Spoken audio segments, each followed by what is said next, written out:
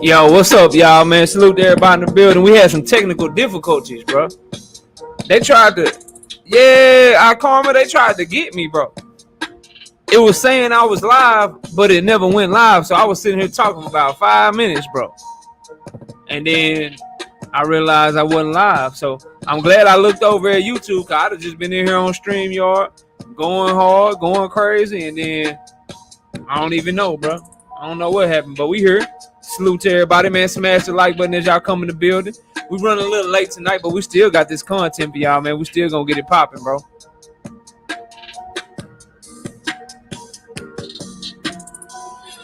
What up, Connor? I see you. Y'all smash that like button, bro. We got the super chat down there. We got the cash app down there, but if you can't donate, that's cool. I ain't tripping. Just be sure to smash that like button. It's free, bro. You know what I'm saying? But we here now. YouTube tripping with me, so the like button is very important tonight, man. We got a packed show.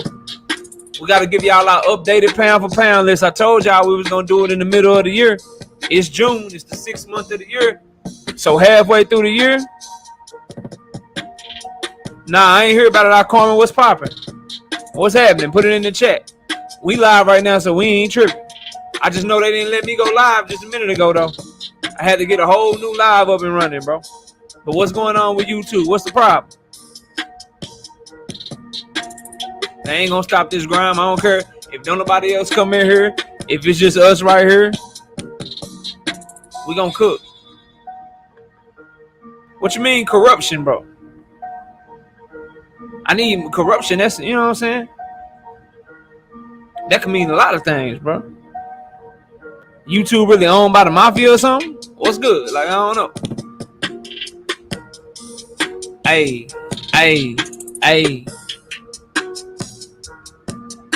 Get the likes up. Make sure the likes match the number of people we got in here. Right now, we got 3 people hating. Right now, we got 5 people hating. We got 5 people hating. Smash the like button, bro. Hey. All right, what's up, y'all? Let me turn this out. What's up, y'all? I said, what's up, y'all? Look at me when I'm talking to you, bro. Hold up, though. Y'all can't see me. Hold up. Let me get my camera right one time. Hold up.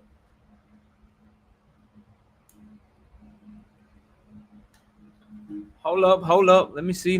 Where we at?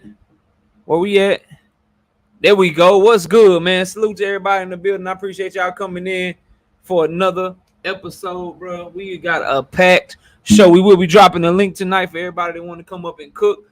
And we talking about the lightweight division, bro. I've been having conversations on some of the brother platforms, man, and I've been getting some pushback. So I want to talk, you know what I'm saying?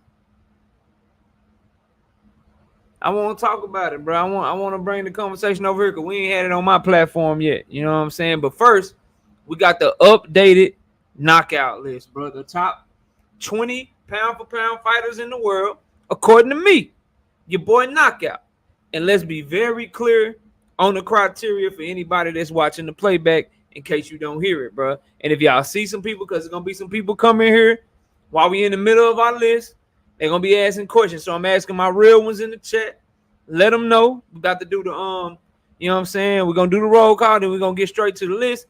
After the list, we're going to drop the links. We're going to talk about the list. We're going to talk about the lightweight division. The main topic is people are wanting me to call Devin Haney the best lightweight in the world. That's what they want me to do. I say he the number 1 lightweight. I say he the man. I say all roads lead through him. But I still got questions that he need to answer before I can just call you the best. So when we get to talking about the lightweights, that's what we're going to talk about tonight. But first, we got to do this updated pound-for-pound list. I done worked hard on it for y'all. I done considered a lot of different variables. I done considered a lot of different things, and this is what we do. We go off of skills. Number 1, skills. What's your skills looking like? And number 2, if everybody fighting the same weight class, who gonna win? If everybody fight in the same weight class, who gonna win? That's where we at with it on the list, bro. Only 2 criteria. What knockout, bro? Knockout, bro. How come, like, you don't consider undisputed? You don't consider how many divisions people win championships in? No, bro. I don't look at it that way because I see too many fighters getting opportunities that they don't deserve because of who they promoted by. And then just quite frankly, bro, resume don't make you a better fighter. I'm sorry, bro. It gives you more accomplishments. It gives you more accolades, but your resume don't make you a better employee when you go to work. Your resume don't make you a better fighter when we talking boxing. And let me give you a perfect example, bro. Who had more championship level experience when Shakur Stevenson fought against Jamel Herring? Jamel Herring did. Who had more championship experience when Leo Santa Cruz fought against Tank Davis? Karma, I might surprise you. It's a lot of changes to the list, bro. Right? We know the answer is that Leo Santa Cruz was a 4-division champion. He had much more experience, much more of a better resume than Tank Davis. But who was the favorite going into both of those fights? When Shakur Stevenson fought with Jamel Herring, I remember like it was yesterday. I hopped on me and panel. No, I ain't gonna do nothing wild right side. I bet you like this list better than the last one, and you thought the last one was cool. Watch, bro. Just watch me break it down for you. I got y'all, bro. That's why y'all here. I got you. Right? So we could look at Shakur Stevenson and say, damn, your resume, Jamel Herring, Shakur Stevenson better than you. And Vegas looked at it that way too. We could look at Tank Davis and be like, damn, your experience, Leo. Tank better than your ass. He gonna knock you out. So if we can do that when it comes to the real fight, why I can't do that with my rankings? I'm sorry. Resume be damn. This guy's skill set is better than this guy over here. And if I end up being wrong, that's cool. And if you don't like my list, that's cool too. Smash the dislike button on your way out, right? And then go find somebody list you do like. Or better yet, start your own channel and make your list. How about that? This is my list. This is what I think. Okay? We got 34 people in here so far. Smash the like button. We got to get the likes up, bro, because we started late today. But we going to get through all this. We going to talk some big boxing. So before I do, hold up. I got my bet sheet. And I'm missing some bets. If anybody see Ill Will, not the one with the channel, the one that came up here talking that Rolly shit. If y'all see him in the chat, if y'all see him on the panel, tell him I want my 100 push-ups, bro. He owe me 100. And then Tony's reviews. He owe me 200 push-ups. I'm looking for Tony, okay? I'm looking for Tony's reviews, bro. I need Tony to get in here and give me them 200 push-ups, fam. He bet me that Rolly was going to beat Tank. Got 100 off of him there. When I changed my pick to Dev and I said, man, forget him getting robbed. Dev about to watch this dude. He just way better. I ain't worried about no 8-4 and him getting robbed. He about to 10-2, 11-1, 12-0 this guy. I got Dev. Tony bet me that Kambosos was going to beat Dev straight up. So he owe me 200. Okay? Tony owe me 200. Ill Will owe me 100. Everybody else paid up. And I will say this to my brother Right Side, to my brother Mr. Lightning's World, and I think those are the only two. I changed my pick on the Devin Haney because y'all had bet me. But I'm a man of my word, bro. I changed my pick, but I didn't say, yo, the bet is off. I didn't tell y'all I called off the bet and shit. But it's on wax and it's on record that I changed my pick to Devin Haney. But if y'all still want that bet on it, bro. If y'all still want that bet on it, you know what I'm saying? I'll handle that for y'all. Ain't no problem. It's just a light 125. It's nothing. Y'all just let me know. That's y'all call. You know what I'm saying? If y'all still want me to pay that off, even though I changed my mind, I didn't tell y'all the bet was off, so I'll pay up. I'll pay up. Just let me know. All right. So we put our best shit. I ain't never gonna forget for y'all that owe me. It ain't even no money. Where the thing? It ain't even no money, bro. It's just some push-ups. It's just some push-ups. Just come run me my push-ups, bro, for the chat. We won't keep you in shape. Let's talk about the list. Well, before we talk about the list and shit, let me see who we got in the building so far. Smash on the like button. Got 7 haters in here right now. 7 haters in here right now. You know what I'm saying? But let's get it. We got iKarma123. What's up, bro? Cono Loco, my bro, in the building. What's up, Cono Loco? One of the OGs in this shit, man. Young World, what's up? R West, what's good? YGB22, what's popping? Chef Sosa in the building. What up, Chef? Let me see. Emmanuel Pettigrew in the building. What's up, Emmanuel? My beautiful wife, Miss Knockout Boxing. What's good? Zach B. What's good, Zach? Who else? We got Andrew Gray. What's up with it? Dundada. What's good? Right side in the building. What's popping with you, right side? Who else we got in here, man? Making sure. Not me. What's good with you? Not me. Mr. Lightning World. What's up with it, bro? Derek Hartwell. What's good? What's good with it, Derek? Renique 313. What's up, Renique? Salute to you. BH, what's popping? BH, what's popping with you, bro? Who else, man? Who else I'm missing up in this thing, bro? Get this YouTube thing going. All right, there we go. Michael Larkins, what's up? I think you was one of the other ones, Michael. I think you had put a bet in my comment. So you let me know too. I think we put 25 push-ups on it. I didn't call off the bet, but I did change my pick well before the fight started. But you can let me know too, bro. If you still want your push-ups, because I didn't call off the bet, I just changed my pick. But if you still want your push-ups, bro, just let me know. And it's nothing. It's nothing, bro. No problem at all, fam. Let me see who else we got. Jafari, what's good with you? Jafari Caesar in the building. Yeah, he been missing, bro. Yeah, he been missing. They everybody want to bet. Miss Lightning World said, nah, you good, KO. You change it before the fight. Appreciate that, bro. Appreciate that. Let me mark that down. I'm good. No take backsies. No take backsies, bro. No take backsies, fam. Yeah, we both picked. We picked Devin, but you had watched the playback of my live stream that I did Thursday, and I was saying Devin was gonna get robbed and shit. But I thought he was the better fighter, so I ended up picking Kambosos by robbery. But I came back Saturday morning and changed my mind and did a video and dropped the video. You know what I'm saying? And decided that I was gonna go ahead and stick with Haney by unanimous decision as well. So we got the same pick, but the comment that you left, the video that you watched, I did have Kambosos in that live stream by robbery. So if you still want that bet honored, you just let me know. Ain't no issues, bro. Gene Warren, what's good with you? New here, about to see what you on scene on boxing. Yeah. Shout out to Boxing Gyms, bro. You cool? You came to your saying, all right, we good too. All right, cool. I got you. No take backsies on your ass either, bro. Right side. We will discuss the pick. Yeah, you know I'm gonna drop the link, bro. If you, man, right side, don't do me like that. Right side probably like, nah, you should have had faith in Devin from the get-go. Since you didn't have faith in Devin from the get-go, give me 100. J.A., what's good, bro? Salute, J.A. Salute to you, bro. Appreciate you coming through. We got 7 haters in the building right now, man.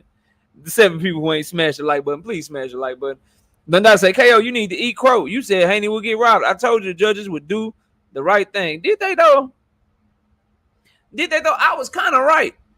Because could you find 4 rounds for Kambosos? Because 2 judges scored at 116 to 112.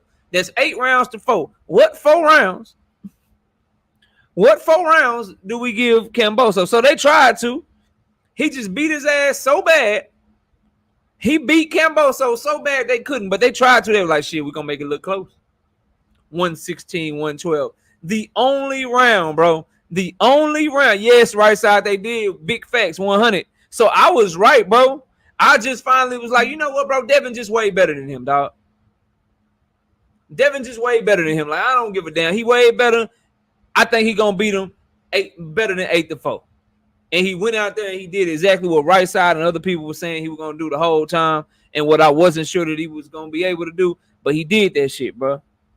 He did that shit, fam. He went out there and watched that man 10-2, 11-1, 12-0. I had it 11-1. I had it 11-1. You understand what I'm saying? And the one round I gave Kambosos was the 12th round. And I gave him the 12th round just because Devin was like, he went into, you know what I'm saying? Devin, one of them ones, he run up rounds on you and shit, bro. That 12th round come, he gonna cool on your ass. He gonna be start raising his hand, being defensive and shit. He ain't gonna engage with you and shit like that. So, hey man, you know what I'm saying? I got DP Rocker. What's up? World Comeback. What's good? So, hey man, you know, they gave Kambosos about 3 or 4 rounds he didn't deserve. So they tried to rob that young man. And now, if they gave in a fight that looked like that, and we about to get to the list, bro. In a fight that looked like that, 116 to 112 was the score that they gave him. What if that fight was more competitive? What if that fight was more competitive? Told y'all what they were going to try to do. But anyway, let's get to the knockout list, bro. Let's get to the top 20 pound-for-pound fighters in the world. Let's talk about the list first, though. I'll give y'all some updates on the list. Number 1, there are 5 people who made the first knockout list earlier this year that are no longer on the list. So we got 5 new people that will be added to the list tonight. As far as the breakdown of how many per weight class, we got 0 people from the 112-pound weight class, 0 people from 108 pounds, 0 people from 105 pounds. We got 3 115-pound fighters on the list, 1 118-pound fighter on the list, 1 122-pound fighter on the list, 1 featherweight on the list, 1 130-pounder on the list, 3 lightweights on the list, 1 140-pounder on the list, 3 welterweights on the list, 154-pounder on the list, 0 middleweights on the list, 2 super middleweights on the list, 2 light heavyweights, and 1 heavyweight on the list. So again, 5 people who made the first list, they ain't on this list. Hopefully they ain't some of your favorites. They might be, I don't know. But they ass ain't on the list. I had to get them up out of here, bro. All right? And we got 5 new entries. So let's get to it. Just in case you forgot, because I know it was a while ago. This was our list. I want to say it was February when we did the show. Or it might have been January. It was the beginning of the year. Now we're to the middle of the year. You know. So we got to get to it. Yeah, no Triple G World Comeback. And for those y'all that are new coming in here, the criteria that we use to do our list, Gene Warren, I'm explaining to you, the 1 heavyweight that I got, I made an exception for him. And you can probably guess who it is. Matter of fact, I'll tell you, the only reason I got a heavyweight on my list because the heavyweight that I got on my list didn't start his career at heavyweight. If you a heavyweight your whole career, I don't include you. But if you moved up, I got you on there, bro. I got you on there. So this was our list about 4 months ago. And furthermore, skills and if fighters are all in the same weight class, who gonna win the fight? That's what I consider. Okay. That's it. That's all. I don't care nothing about no resume, no accolades, none of that shit. Skills, and if you're the same weight class, who the hell gonna win the fight? Okay. But this was our list about 4 months ago.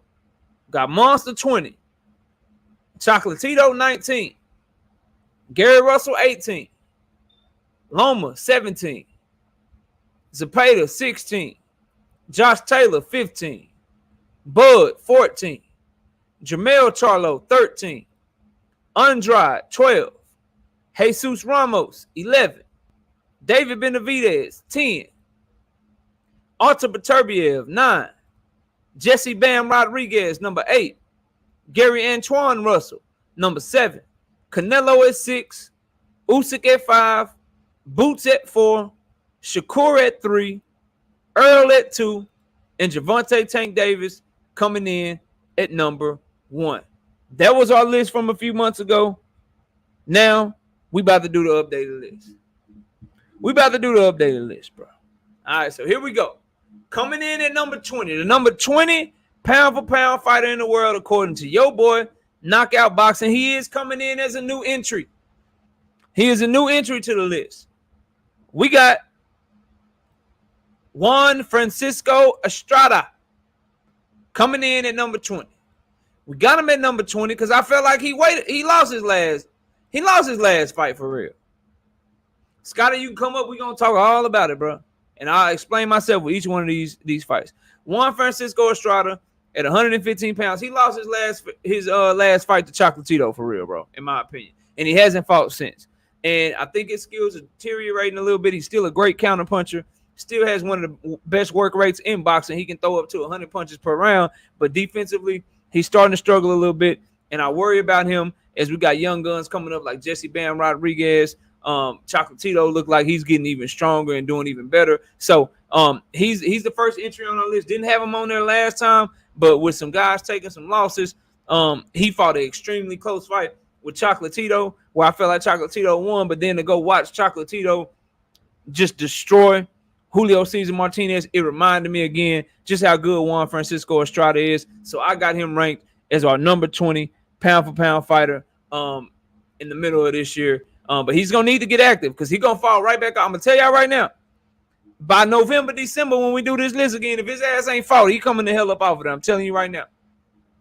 I'm telling you right now, bro. He is getting his ass up out of there, bro. Like I'm gonna have to move him. Okay. All right, coming in at number 19, the first and only featherweight that we got on the list right now, bro.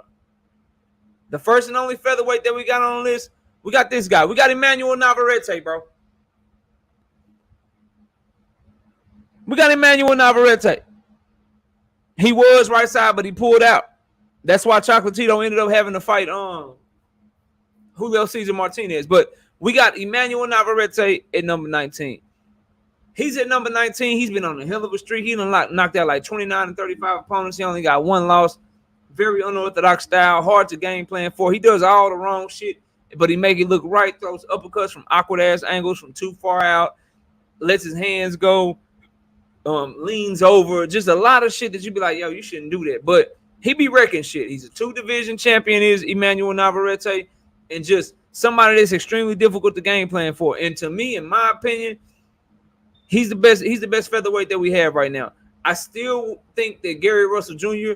skills and talent is probably the best featherweight, but he is coming off a loss. I know it was due to injury, but he got to get back in the game. He got to try to get them belts back or get his belt back if he can. And he got to put on, bro. You're only as good as your last performance. And so we got Emmanuel Navarrete in as number 19 right now on the list. All right, here we go. Let's keep this thing moving. Coming in at number 18. He's a lightweight. He dropped one spot on the list. Last list, we had him 17. Now we got him 18. And we dropped him a spot because he ain't fought all year long. He ain't fought. Now I know he is doing his thing for the Ukraine. Shout out to Loma. That's brave. Do your thing, man. Take care of your country. That's cool with me. I ain't tripping on that. However, bro, I can't keep, if you might drop another spot or two, or you might come all the way off the list and we don't hear from you before November, December, bro. Your ass might come all the way off the list if we don't hear from you, bro.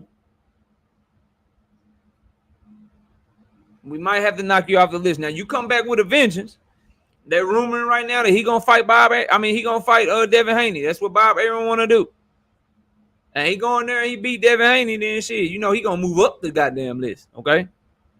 He going to move up the damn list, all right? But he dropped one spot on our list. So shout out to Vasily Lomachenko. And we all know the skills, man, the footwork. He's really good at taking those angles to his right to land his straight left hand. Puts pressure on you mentally with all the angles that he shows and the different looks that he gives you. Definitely people have started to figure him out, though. That's why he got 2 losses. But skills are still very good. And if you don't have him as a top 3 lightweight right now with what just happened to Cambosos, Teofimo, the guy that beat him recently, moving up, I don't know how you order him, but you got to have Devin Haney, Tank Davis, Lomachenko right now as the top 3 lightweights in the world. And that's one of the most talent-rich divisions. So we got Loma coming in at number 18. Number 17. He ain't got the best footwork in the sport. I'll tell you, got the best footwork in the sport. I'm going to remember that comment, Dundada. And when I get to him, I'm going to tell you who he is. Okay. Number 17. This guy right here. Chocolatito. He moved up 2 spots. We had him 19. Then he went in there and fought a young champion and Julio Cesar Martinez and just did him bad, bro. You wouldn't even know that Julio Cesar Martinez was a buzzsaw before he fought Chocolatito. What up, young Billy? Salute to you. You wouldn't even know that shit, bro. But Chocolatito went in there, handled him. The work rate is still vicious. The aggression, the angles, the being defensively responsible with all that offensive output, still proving that he's one of the best 115-pound fighters that we have in the world. It's still pound for pound worthy. But I got him at 17, bro. I got him at 17. I think he can have a big year though. I want to see who he fights next later on this year. I really do. Anthony Manzano, what's up, bro? But Chocolatito right now climbing up the list, moved up 2 spots. He can continue to move up the list if he keep moving how he's moving. This next person, I'm looking right now at my list that I got written down. He dropped 8 spots. All right, he dropped 8 spots because he took a bad L in my opinion. Bad L in my opinion. It's this guy right here, bro. We got Canelo Alvarez as the number 16 pound for pound fighter in the world right now. Knockout. Canelo is undisputed at 168, bro. How could you possibly have Canelo at number 16? Sir Ambo, what's up? How could you have Canelo at number 16? I tell you how. Because in his last fight, he was a 4-round fighter. He got extremely tired. He didn't have no answers for Dimitri Bivol. And damn it, you don't get to lose and still be top 10. I'm sorry. I know Ring Magazine and Canelo fanboys and boxing pundits and shit. What's up, Peter? I see you. I know they all like, man, Canelo still doing his thing. He's still doing his thing. How could you have him at number 16? He got to at least be top 10. I'm sorry, bro. I cannot in good conscience. And it ain't, bro, if it was close, right? And he got knocked out. Or it was close and it was like a split decision, but you felt like Dimitri Bivol won that shit 8 rounds to 4. Then 7 rounds to 5. That's cool, bro. But Canelo literally like got his ass whooped, bro. He literally got his ass whooped. Bruce Gas, what's up? Jay Miller, what's good? He literally got his ass. What do you have, MJ? MJ Akhmadaliev?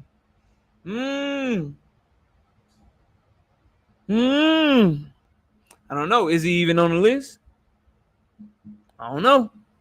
Gotta stick around and see. But that's where we got Canelo as of right now. Obviously, fight against Triple G.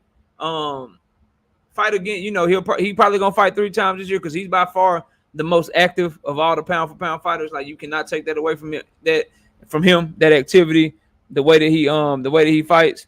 Oh yeah. If he lose, bro, not me. If Tank would have lost the Roller, he wouldn't even be on my list, bro. If he would have lost the Roller, he wouldn't even be on my list. That's why I call for the best fights, bro, and the greatest fights. That's why I call for them. Because I'm not going to have no mercy if you lose somebody you ain't supposed to lose to, bro. And at the end of the day, pound for pound level fighters like Canelo is supposed to be, like a lot of people are arguing with me in the chat right now, they don't lose that badly, bro.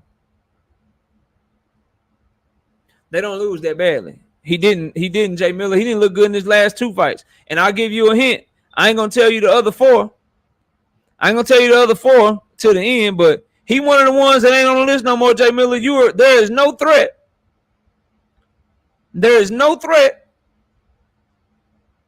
No threat whatsoever of you seeing the name Williams and Payton scroll across your screen today or seeing a picture. I don't give him the benefit of the doubt, Anthony. I can't.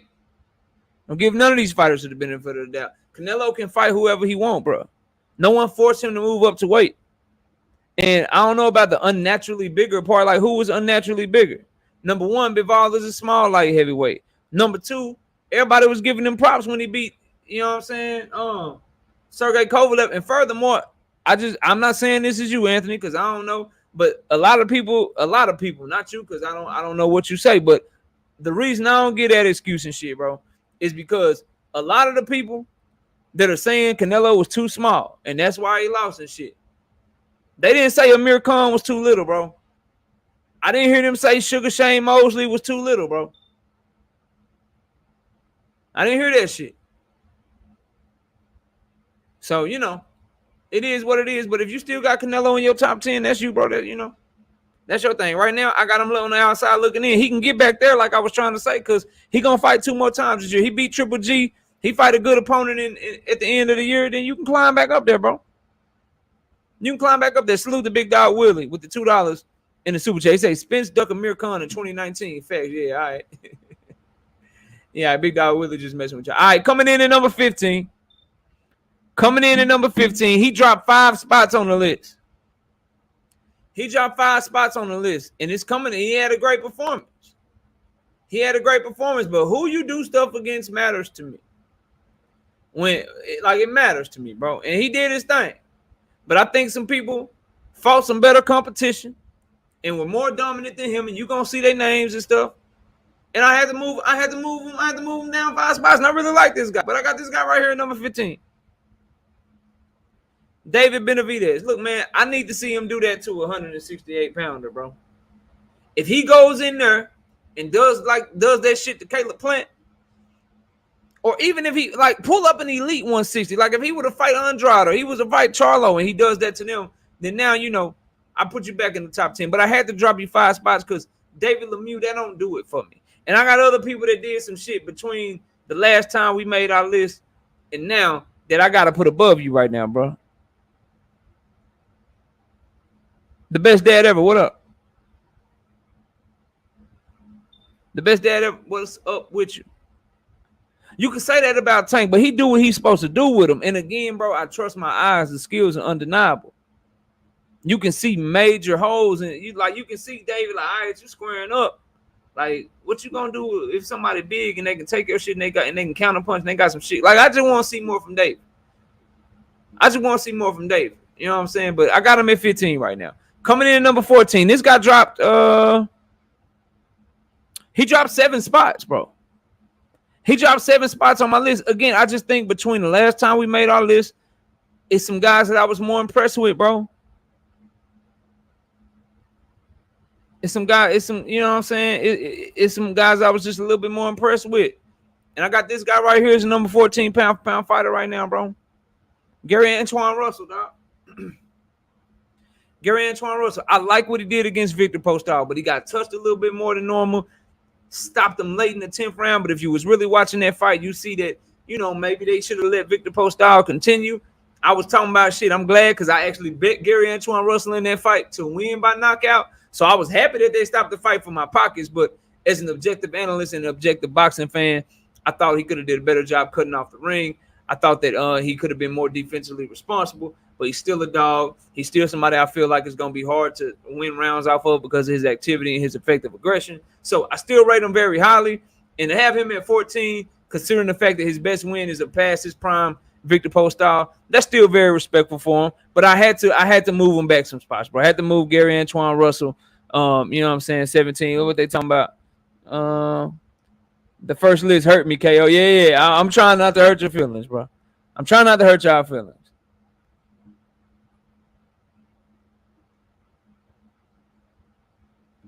I'm trying not to hurt nobody. I'm just trying to get y'all my objective. Now, coming in at number 13. It's a new entry. He made the second biggest jump, okay? In the pound for pound list. The second biggest jump on the knockout pound for pound list, bro. Second biggest. All right. I had him because I really do a top 30, bro. I really do a top 30. Okay. But I don't include them on the stream. But I do it so if I gotta move somebody up, this person moved from like 27 all the way to 13, made a huge jump, bro. And I have to give him his props. It's this guy right here, man. Devin the Dream Haney. Stand up. Stand up, Dev. Stand up and take your flowers, bro. Had to move him up into the list, and he damn near cracked the top 10. He damn near did it, bro. I still see some holes in this game. I still think there are some things that he can do better. But the shit that I criticize him the most for, like, bro, why are you listening to these fans? These people that saying you ain't got no power. These people that saying that you're not exciting. Why are you trying to listen to them and putting yourself in dangerous positions against Jorge Linares? Why are you trying to listen to him? It looks like you made the Jojo Diaz fight much more difficult than, I started at 20, but I do 30 like on my list. I got 30 right here, but I only do 20, bro, for the live. I do 30 though, so people move up, move out. They get all the way out the top 30. They get all the way in. Man, I'm a nerd about this shit. You know what I'm saying? But Devin Haney did what I had been asking him to do, bro. He went in there and he said, look, bro, I don't care if y'all think I'm boring. I'm going to use my gifts. I'm going to use my tools. I'm going to get shit cracking. If he can't stop this jab, I'll jab all night. And that mindset and the mentality to go to somebody else's home country and take their shit. That shit was phenomenal. The reason he ain't cracking the top 10, though, and what I think is getting lost on a lot of Devin Haney fans, bro, and a lot of pundits and people that are calling him top 10 pound for pound already, bro. George Kambosos was the champion. I take nothing away from the victory and nothing away from the accomplishment. But George Kambosos will not be confused with the likes of Tank Davis or Vasily Lomachenko or Devin Haney or Jose Valenzuela or Frank the Ghost Martin or Michelle Rivera. Like, there are fighters out there that in lightweight, I think I just named like 5, 6, or 7 of them, that will give George Kambosos all he can handle and probably beat his ass. So, in the context of actually who he did it to, good fighter, good B-level fighter, but not enough to crack the top 10, but definitely did good enough, showed the skills to be ahead of certain guys and move all the way up to where we see what he do, because he already, like, he won't Tank, he won't Loma. He go beat one of them at the end of the year, dog. He top 10. He top 10, and it ain't no question. He top 10, and it ain't even no question. Best dad ever. Tell him, bro. These is facts. Everything I'm saying is facts, bro. So that's where I got Devin right now. Let's move on. Move on to number 12. Yeah, I got you right side. I'm dropping the link. Moving on to number 12. Remember the criteria, though, right side. I think everybody that's above, whoever they above, if they the same size, they can beat them. So if Devin Haney was the same size as Gary Antoine Russell, I'd pick Devin to beat him. But Gary Antoine Russell is bigger, stronger, has more power. But if they were the same, if they was in the same weight class, in the same size, I pick Devin over Gary right now. I'd pick him over Benavidez right now. I'd pick him over the Canelo skill set. I pick him over Estrada skill set. I pick him over Loma's skill. Like, bro, I ain't being disrespectful. But I think the 12 guys I got ranked ahead of, if they the same size, hey, I'm stating facts. My opinion based off facts, Kevin. And if you don't like it, Kevin, salute to you. You can come up here and we can talk about it, bro. So it is what it is, bro. Like, everybody's welcome up here, though. Coming in at number 12, he jumped up 8 spots. And I wasn't even high on him. But he went and did some shit that I can't ignore. I cannot and I refuse to ignore. Even if I don't like how ESPN and Ring Magazine, they just ride his coattails and they always talk about how great he is. Well, damn it. I'm starting to believe. Because I saw a destruction. This guy right here at number 12. Shit. Y'all see what he did to Nonito?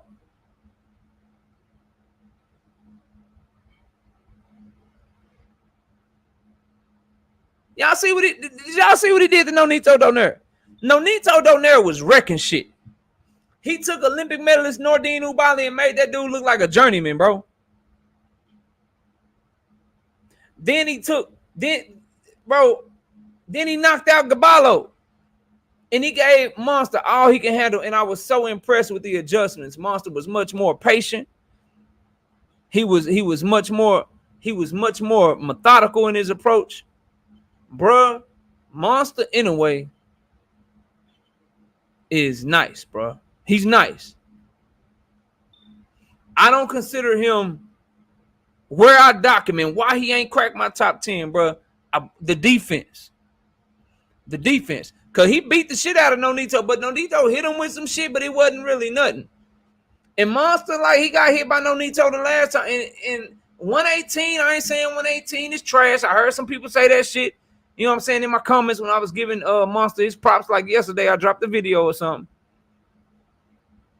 I ain't saying 118 trash, but ain't no Brendan Figueroas. Ain't no Stephen Fultons. Okay?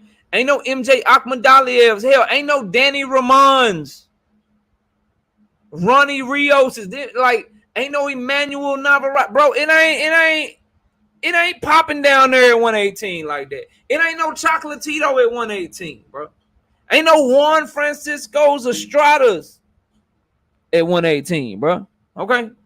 So I'm giving him props, and I want him to go for undisputed. His next fight should be Paul Butler. But he went from 20 to 12 because he took a Hall of Fame fighter who was wrecking shit, who was in this hole looking like Benjamin Button. And Jay Miller, you got to stick around. In this hole looking like Benjamin Button. And she stopped his ass in 2 rounds.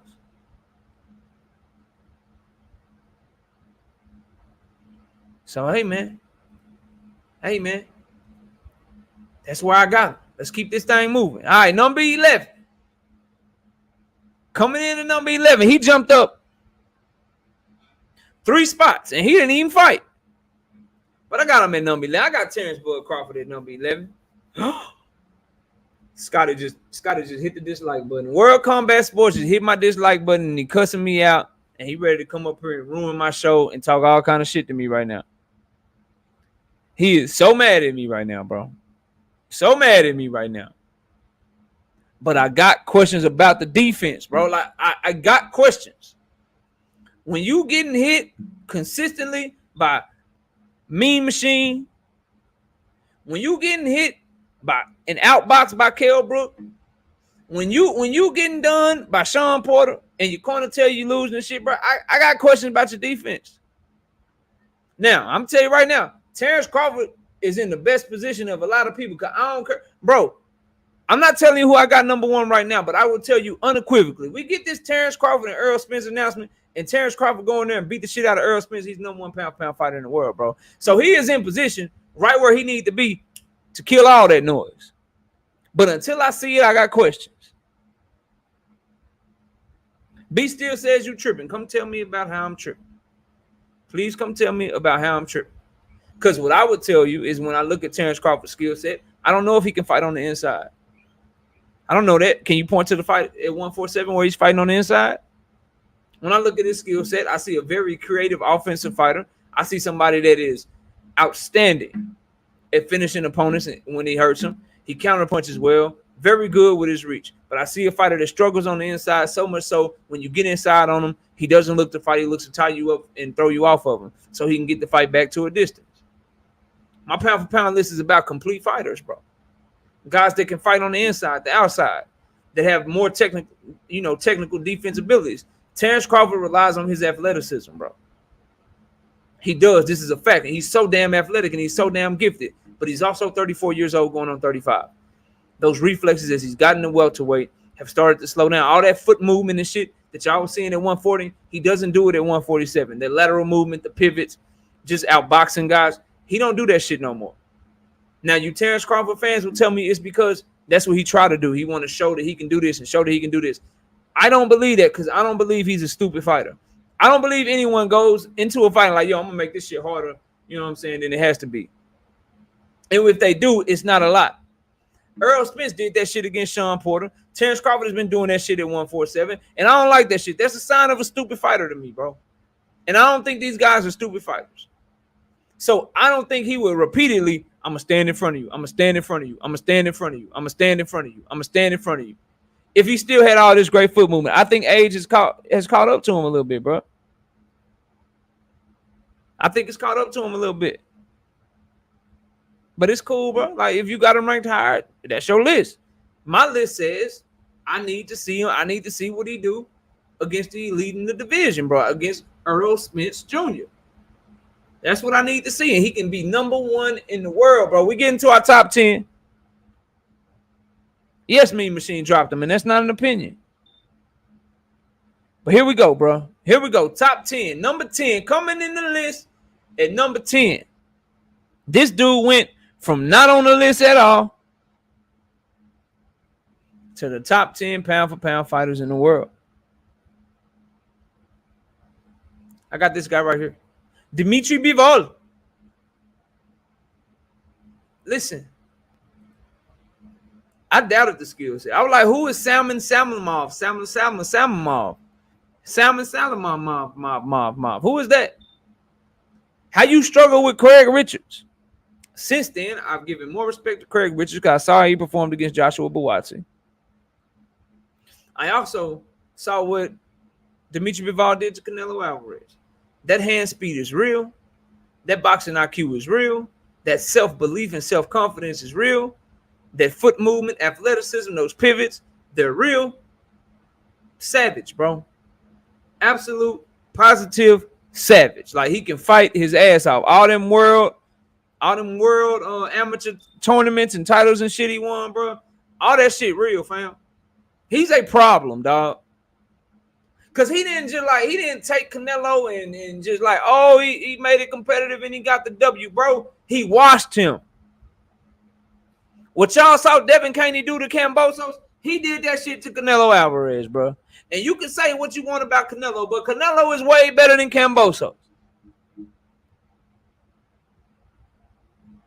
Straight up and down, bro. So we got to give him that respect. How you going to give Bivol credit for Canelo moving up? Cool. That's all right. Well, then I ain't giving Canelo no credit for Sugar Shane Mosley. He gets no credit for Josecito Lopez. He gets no credit for Amir Khan. He gets no credit for James Kirkland. He gets no credit for Miguel Cotto. So are you sure that's what you want to do?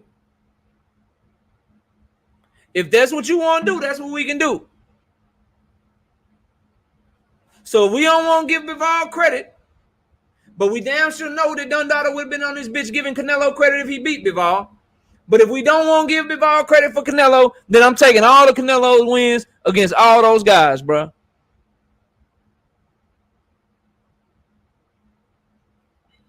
But those guys Canelo started his career at 154. Shane Mosley started his career and was a lightweight champion. Canelo started his career at 154. Amir Khan started his career and was a junior welterweight champion at 140 pounds. You know you can't do this with me. I don't know why you keep trying. I don't know why you keep trying. I always have to put you in the body bag, bro. I always have to do this to you because you keep pressing me like I'm the one to press, bro. I know I'm cool. I know I don't block people. I'm not the one that's not giving people credit, bro. That's you. You said Bivol don't get no credit for Canelo moving up. Then Canelo don't get no credit for no fighter that he ever fought that started their fights at another weight class, bro. He gets no credit. I don't want to do that. But if you do that, then I got to do that. I don't want to do that. Okay? So let's give Bivol his credit, bro. Let's give Bivol his credit. Because I know you want to give Canelo credit for knockout of the year against James Kirkland. I know you want to give Canelo credit for runner-up to knockout of the year with Amir Khan. I know you want to give Canelo credit for Miguel Cotto and Shane Mosley. I know you want to give him credit. So let's give Canelo his credit for those. But let's give Bivol his credit too. Let's not do that. Let's not be that way, bro. And I'm off of it. That man number 10 on my list. And if you don't like it, it's literally free to start your own channel, bro. The shit is free. It don't cost you no money. It don't cost you no money. You literally can just shoot a video, post that shit. It's free.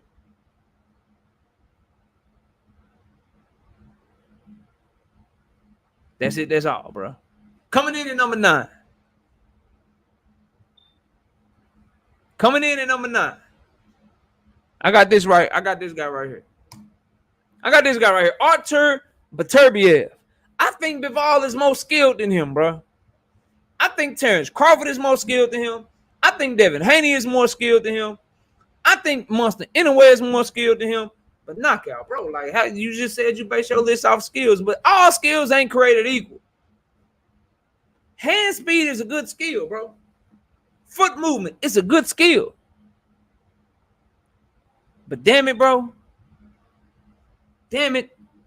The type of power that Artur Beterbiev has with that Olympic background and the pressure and the underrated boxing ability, bro, the man got like rocks or like marbles or like a baseball bat. He got something in his gloves that's unnatural, bro. I was watching the blood, sweat, and tears shit.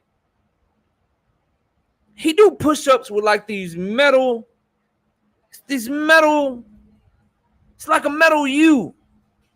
And he's just walking on the ground in a push-up position, just jumping from spot to spot, doing push-ups and shit. And so, like, I think Bivol got better footwork than Beterbiev, bro. I think Bivol got better footwork. I think he got better hand speed. I think that Bivol got better defense. But, bro, like, if you fight at light heavyweight, two things gonna have to happen for me to believe that somebody gonna beat Beterbiev at light heavyweight. Two things gotta happen. Number one, he gonna have to look old to me in the fight. Like, for me to pick against him, bro, it's gonna he gonna have to look old and already got beaten. Cause until he start looking old and getting beaten shit, bro, it's hard. And then the second thing gonna have to happen, I'm gonna have to watch him hit somebody flush and then they don't react to it. Literally every time he hit somebody, he hit you in your stomach, like, oh. He hit you in your head, your shit just going back, bro. He just knocking your shit around, bro. This man had a hole in his head, bro. He had a whole hole in his head, like a hole right here, bro. And when he got the hole, bro, he proceeded to take Marcus Brown, bro, and just fold him up like a piece of, bro, just folded him, bro. His power is so extraordinary, and his skills are just good enough to where, even though I think a lot of it, like, bro, I think, man, listen, I think Estrada's more skilled. I think Navarrete is more skilled. I think Loma overall is more skilled. I think Chocolatito, Canelo, maybe not Benavidez. I think Russell. I think Haney. I think Inoue. I think Crawford. Bivol. I think all these guys are more skilled than Beterbiev. But I think the power is just too damn crazy, bro, from that young man. Salute to BF. What's up, bro? What's up, Ricky? I see you, bro. Salute to y'all. We're dropping the link in a minute when we get done with our list, bro. Coming in at number 8. Coming in at number 8 on the knockout list. Y'all know. Hey, man. Y'all. Hey, man. Hey, bro. Hey, bro. Hey. I don't know what y'all want. Hey. I don't know what y'all want me to say, bro. I don't know what y'all want me to say. All right? I don't know what y'all want me to say about the young gun Jesse Bam Rodriguez, bro. I don't know what you want. Like, take what you think about Lomachenko and understand that that's really who Jesse Bam Rodriguez really is, bro. And he's 22 years old. So when Lomachenko was 22 years old, putting all them angles and shit on like 18-year-old boys and shit, he was 22 in the amateurs. Loma was doing this shit. Oh, I'm gonna dick over here. Oh shit, I'm gonna duck over here, get this left hand, bro. I got these angles and shit. Jesse Bam Rodriguez, when he was 17, he was doing this shit against pros.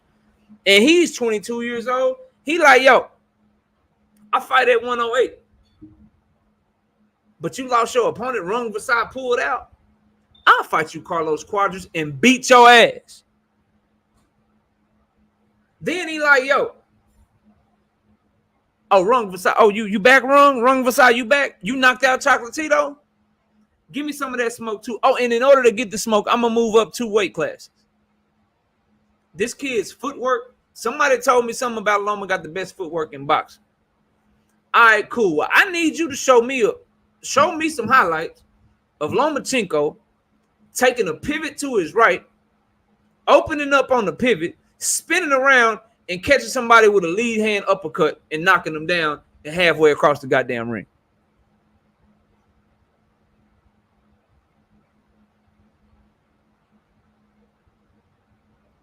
Not me. I'd much rather prognosticate. I'd much rather forecast, bro. And if I'm wrong, I'm wrong. But I'd much rather forecast because it's hindsight is always cool.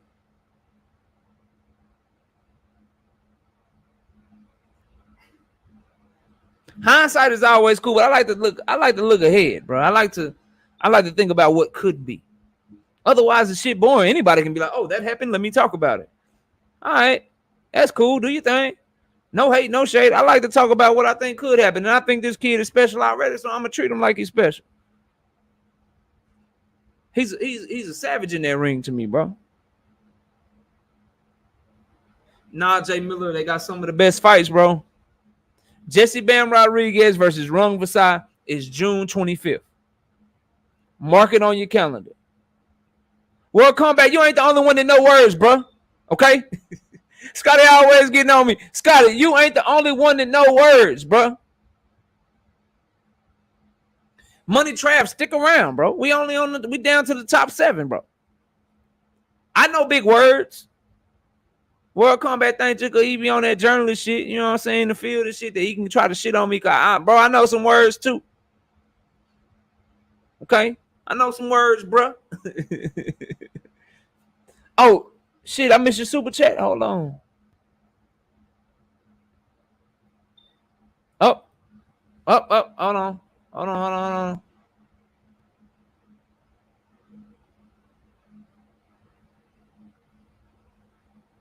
Trying to catch it, R-West. I see it on YouTube, but I'm trying to. There you go. There we go. Shout out to my brother R-West in that super chat with the $2. He said, KO, appreciate your efforts and insight. Great show. Thank you, R-West. I appreciate you, bro. Thank you so much, man, for showing love in that super chat. Sorry I missed it, but thank you for reminding me, my brother. All right, so continuing to go. Number 6. Number 6. He jumped up. How many spots he jumped up? He moved up 8 spots his damn self. No, we ain't on number 6. I damn near skipped it. We on number 7. And y'all was going to let me do the shit, bro. Y'all was going to let me do the shit, bro. I can't do that. All right. Coming in at number 7. He's a new entry. He's the biggest jump on my list.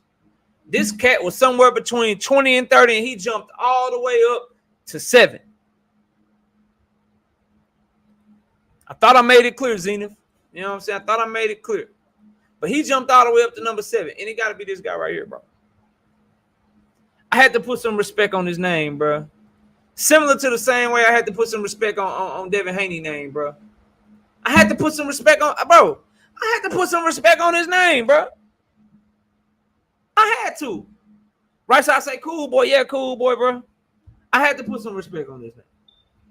I had the same issues with him that I had with Devin Haney, bro. Listen, stop trying to fight other people. Fight. I believe you could thoroughly and wholeheartedly outbox Angelo Leo, Brandon Figueroa, but you get into these dog fights and give them some false sense of hope, and you make the fight closer than it should be, okay? I don't want to see that shit. And I told y'all when I did the breakdown and I did the prediction, I told y'all, I said, look, bro, I believe Stephen Fulton has the skills and the talent to make this shit look easy. Tell me I'm lying. And I said, I don't want to see him. I do not want to see him go in that bitch and try to fight a Danny Rahman fight. I want him to watch this dude. And then what I say, and if he's beating him comfortably, then start stepping to him. Well, I'll be goddamn if Stephen Fulton don't listen to the goddamn podcast or the damn shows and shit or something, bro. I'll be goddamn, because he went out there and he did exactly what I had been asking him to do. What up, coach? What up, coach? He did exactly what I've been asking him to do. He said, look, knockout, I got you.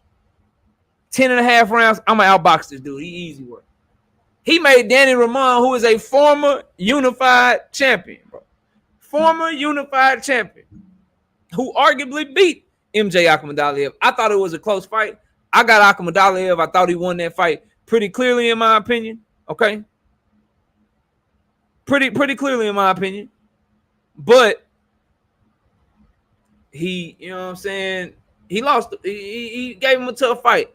That guy was a unified champion and a journeyman, bro. And I promise you, when you were watching that fight, if you didn't get the feeling like, damn, Danny Rahman just don't belong in the ring with Stephen Fulton.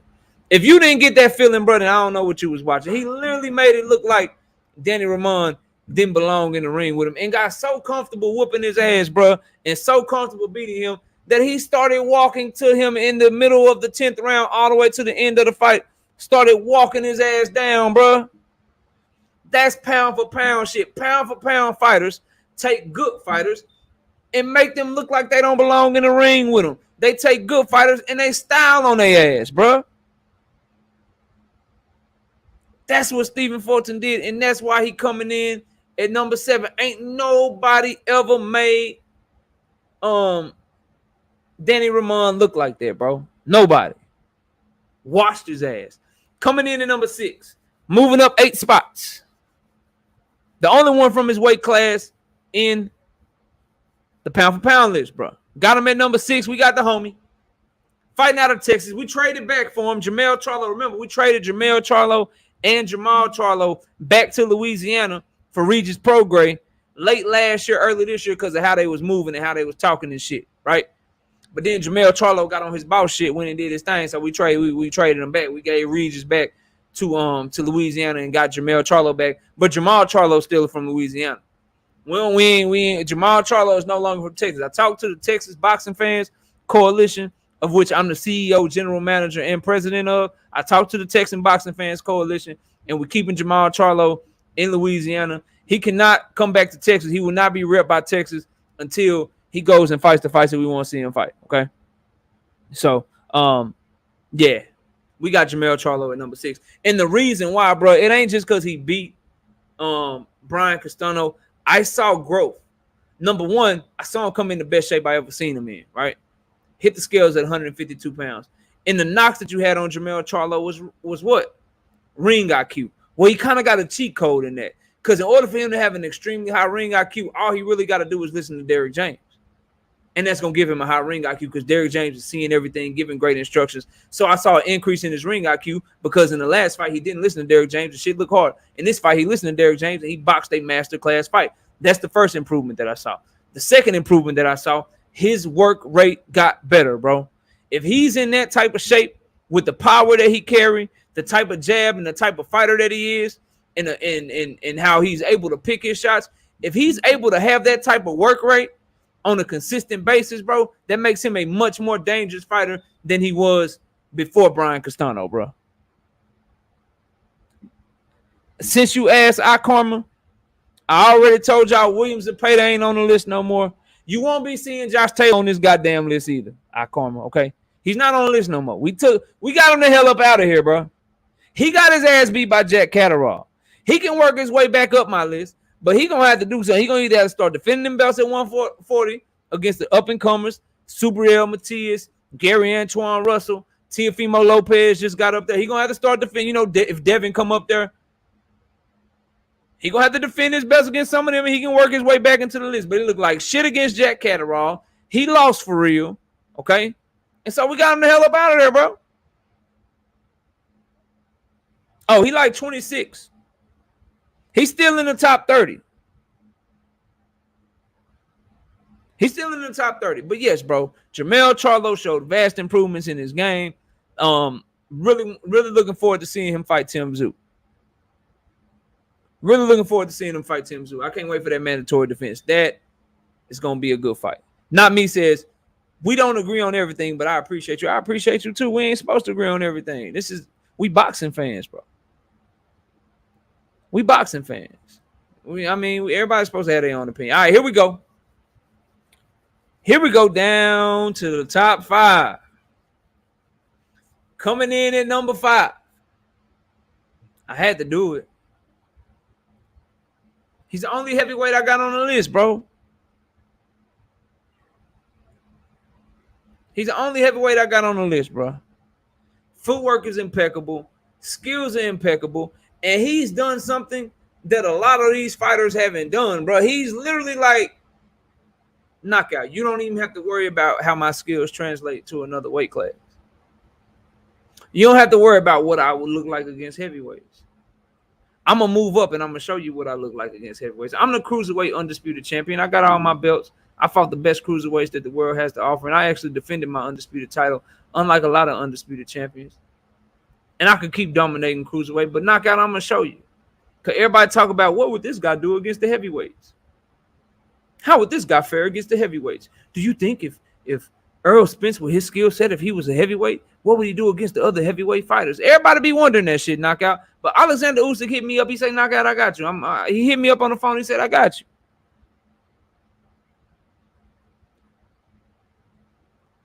He said, I got you.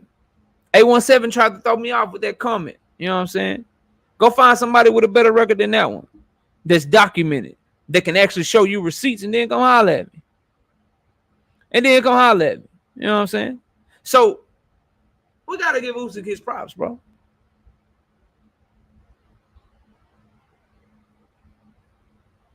Nope, I got him in that one too. Yep. All right, here we go. He ain't the heavyweight version of Loma. He better than Loma, bro. He ain't the heavyweight version of Loma, bro. Usyk is better than Loma, bro. He is better. Right side with that $5. He say, salute, KO, much love. You still rapping? Hit me with an undisputed freestyle if you about that life. If not, we just adding it to the push-ups. Damn. All right. Devin Haney, he went and did his thing. He did the shit without his whole team. That's why they call it young man. That's the dream. Yeah, that's all I got, bro. That's one bar. That's one little bar for you, bro. Take it off the push-up, bro. I changed my pick to Haney, bro. Why are you still talking about these push-ups right side down, bro? I changed my pick, and you talking about some damn push-up. Boy, you ain't shit, man. That's why, man, that ain't cool, bro. I changed my pick, and this man still talking about some damn push-up, bro. God damn. Trying to make me do push-up. That's okay. I'll get swole. All right, here we go, bro. Let's do number 4. Coming in at number 4. Got this dude, bro. Like, got this dude. Listen. What can he do? What can he do? It's a serious ass question. What can Jerome Bouteng not do?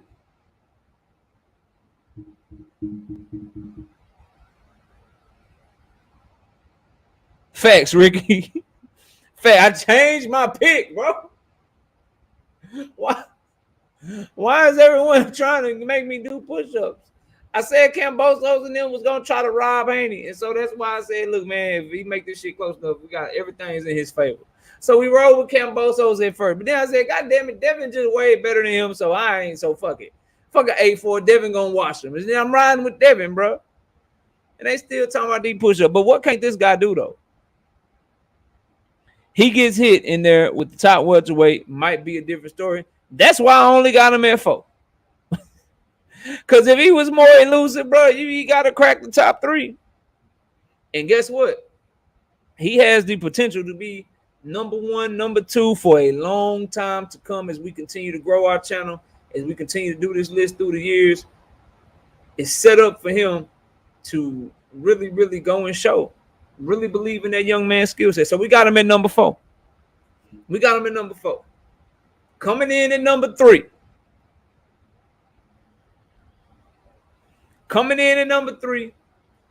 To me, he's the best defensive fighter in the game.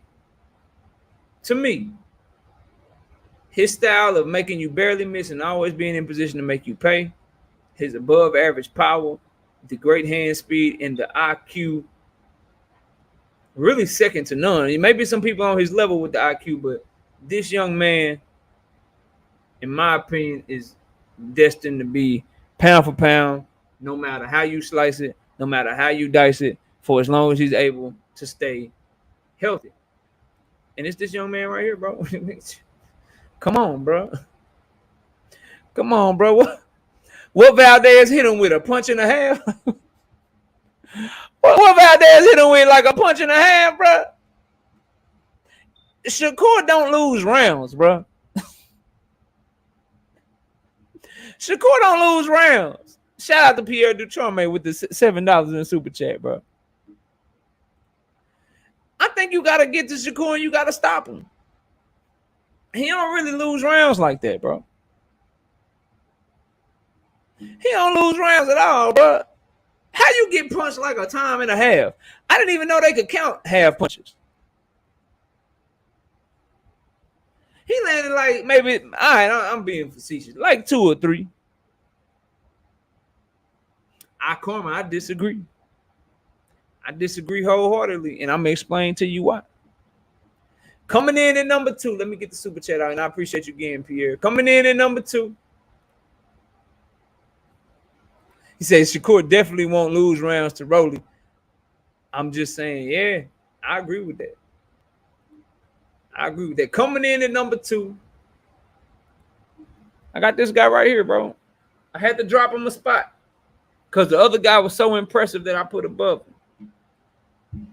I often get asked the question because they close in weight and it's a fight that could realistically happen. Why do you think Tank Davis beats Shakur? Or why do you think Tank Davis can beat Devin Haney? Or why would you pick Tank Davis to beat Lomachenko? It's very simple. I think all of those fights are competitive. I think all of those guys could possibly win rounds on Tank. I think Tank Davis could possibly be losing the fight against those guys. But I just think he's too fast. He's too explosive.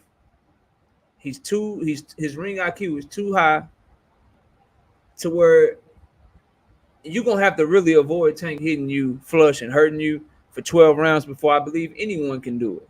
Because I just believe, like, so for Shakur, he's a master of distance, right? He's a master of distance. He's really good at just making you barely miss. And that's his shit. And always being right there to make you pay and staying in that pocket. I just question. I don't see him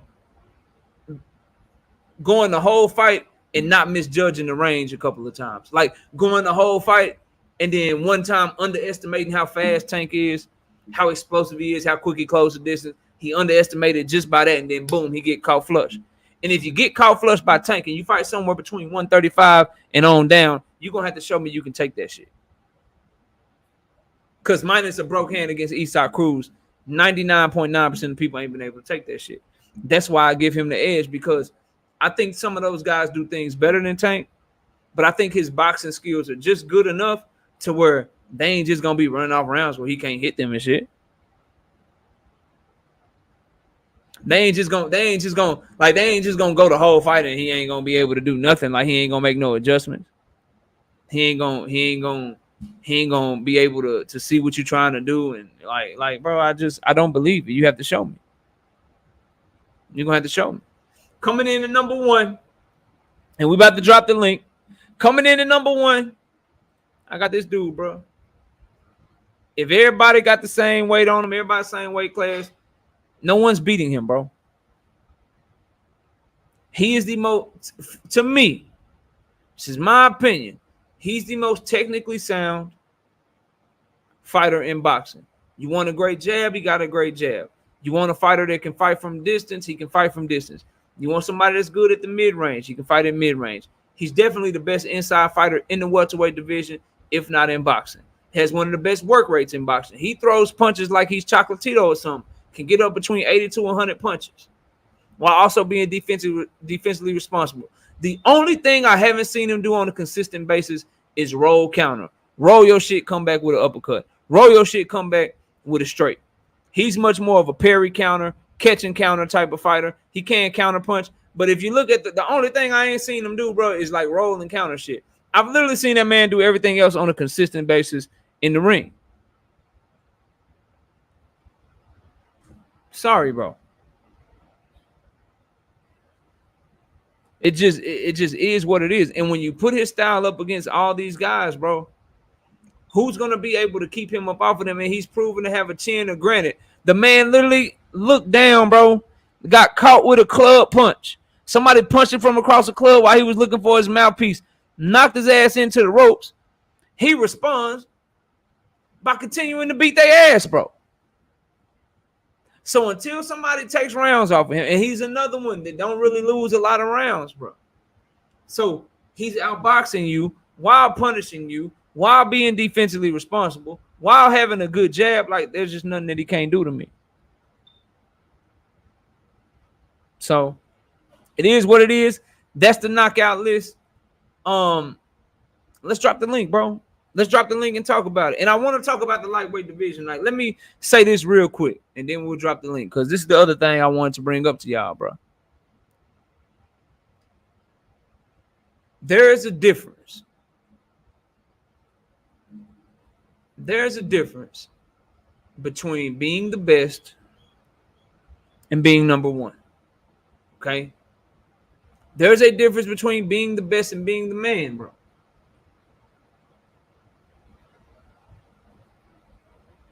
When you are the best,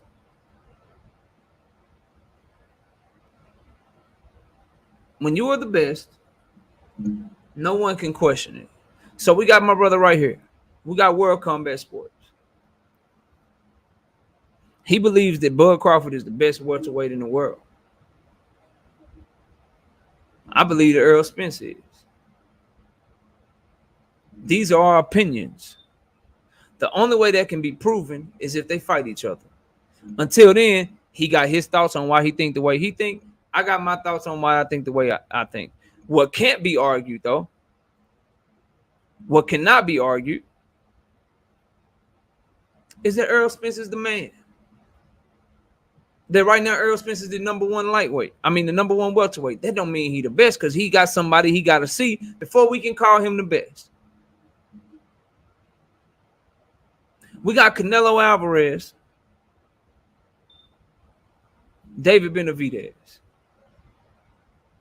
Now, Canelo Alvarez is the man at super middleweight. He is the undisputed super middleweight champion of the world. He is the number one super middleweight that we have in boxing today. I can't call him the best. I need to see what he looked like against David Benavidez. Some people think Benavidez can get him. As long as there are questions to answer, I can't call you the best.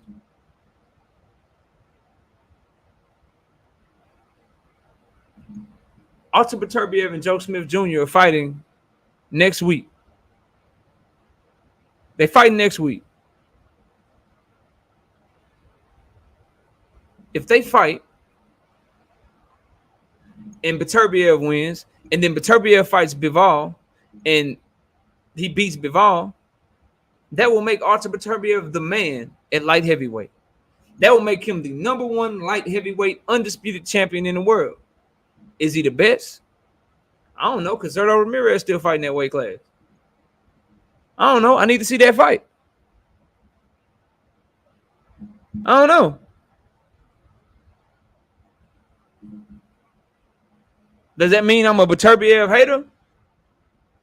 Because if he became undisputed, I don't know if he the best. I want to see him fight Zerto before I can call him the best. Come on, bro. I say all that to say this. Devin Haney is unequivocally the man, bro. He's not the best, Johnny Q. He is the man. He is the number one lightweight. He is the one of which all roads go through. But how can you say he the best if you ain't never seen him in the ring with Tank Davis? How can you say he the best if you ain't never seen him in the ring with Vasily Lomachenko, bro? There's a difference between being the man, being number one, and being unequivocally the best, bro. Who was the number one team? Who was the number one team in the Western Conference?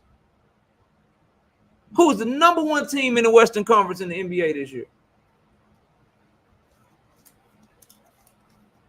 Who? Anybody know? Who was the number one team with the best record in the NBA this year? Does anybody know?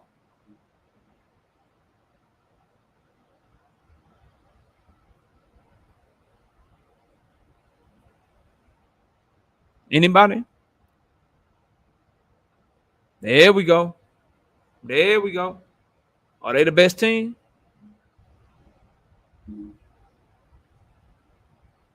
Are they the best? I'm just like, are they the best? By that logic, since they was number one, they the best, right? Nah. And that's the great thing about other sports. The ones that gotta show that they the best, they actually have to go against each other. Too many times in boxing, we want to call people the best. And you notice the energy ain't changed. I rock heavy with Spence. Heavy. I think he the man. I think he the one. I think he the best. But if you tell me he ain't the best because you want to see him fight Terence Crawford, I'm with that. I agree. Wholeheartedly, I agree, bro. You can't be called the best at anything until you beat the other people that people think got a shot against you, bro.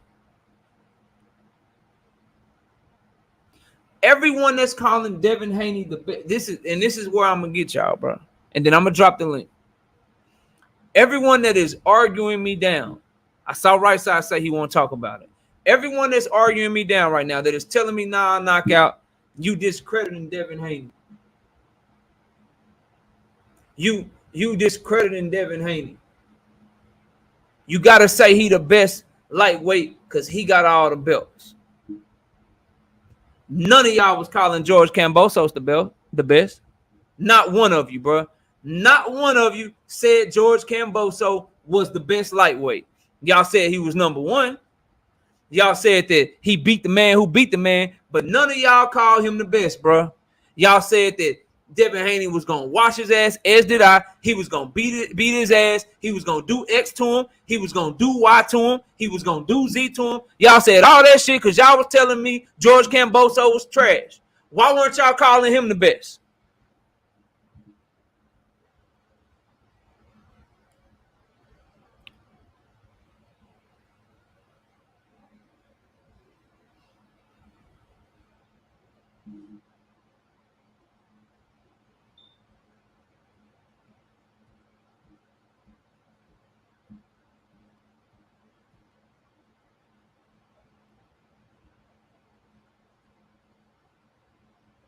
Yeah, I know, but let's drop the link. Let's talk some boxing, man. Let's talk about this pound. Let's just talk about this lightweight division, man. Salute to Zenith with that $10 in the super chat. He say, Spencer Tank, I can see the most complete.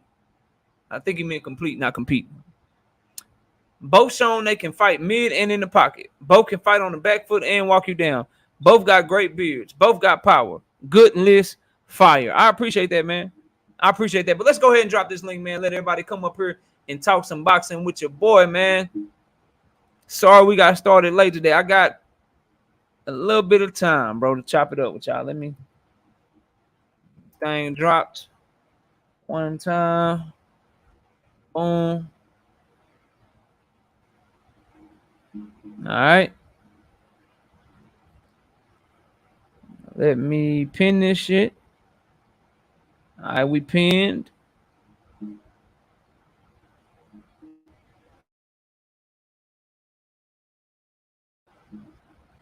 All right, man. It's open, bro, for everybody. Right side jumped up here quick. Like, hell no, I won't smoke. Let my brother in here real quick. Right side, what's up? You good? You there? KO, can you hear me? Yeah, I hear you loud and clear, brother. Everybody, if y'all want, I got the link dropped for anybody want to come up and talk this boxing, man. Topics are the pound for pound list that we just did and the lightweight division. Right side, what's up, man? What you got for the show, bro? KO, what's going on, man? What's going on, KO? Chilling, brother. Chilling. Listen. I'm gonna be realistic with you. I'm gonna be honest with you. I'm gonna take it easy on you as well. You know what I'm saying? You know I rock with you the long ways regardless. Regardless, I rock with you. So I was gonna break it down. I said, you know what? I'm gonna just take 50 because my brother, he said I seen you change your pick. I heard you call in the KQ and change your pick. Damn it! If I go bet in Vegas and I want to come back and take my pick away, that shit don't got nothing to do with nothing I bet on. And damn it, nothing you. Hey, so at the end of the day, but I'm gonna take it easy. So I'm gonna take because you put Dev on the list. You know what I'm saying? Because you put Cool Boy on the list. You know what I'm saying? I'm going to take away 25 push-ups for each individual. So I'm only asking for 50 tonight. I'm only asking for 50, bro. That's all I'm asking for is 50. Hey, I got. Come I on. got you, bro. It ain't no problem. It ain't no problem at all.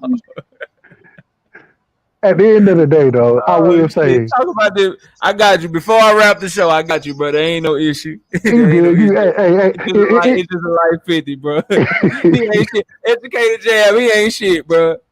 He ain't shit. I thought we was boys, man. bro, I told everybody I wasn't gonna be shit. When you made the bet, bro. You ain't had no I faith in did, my no, boy I did. Dad, bro. Everybody else, man.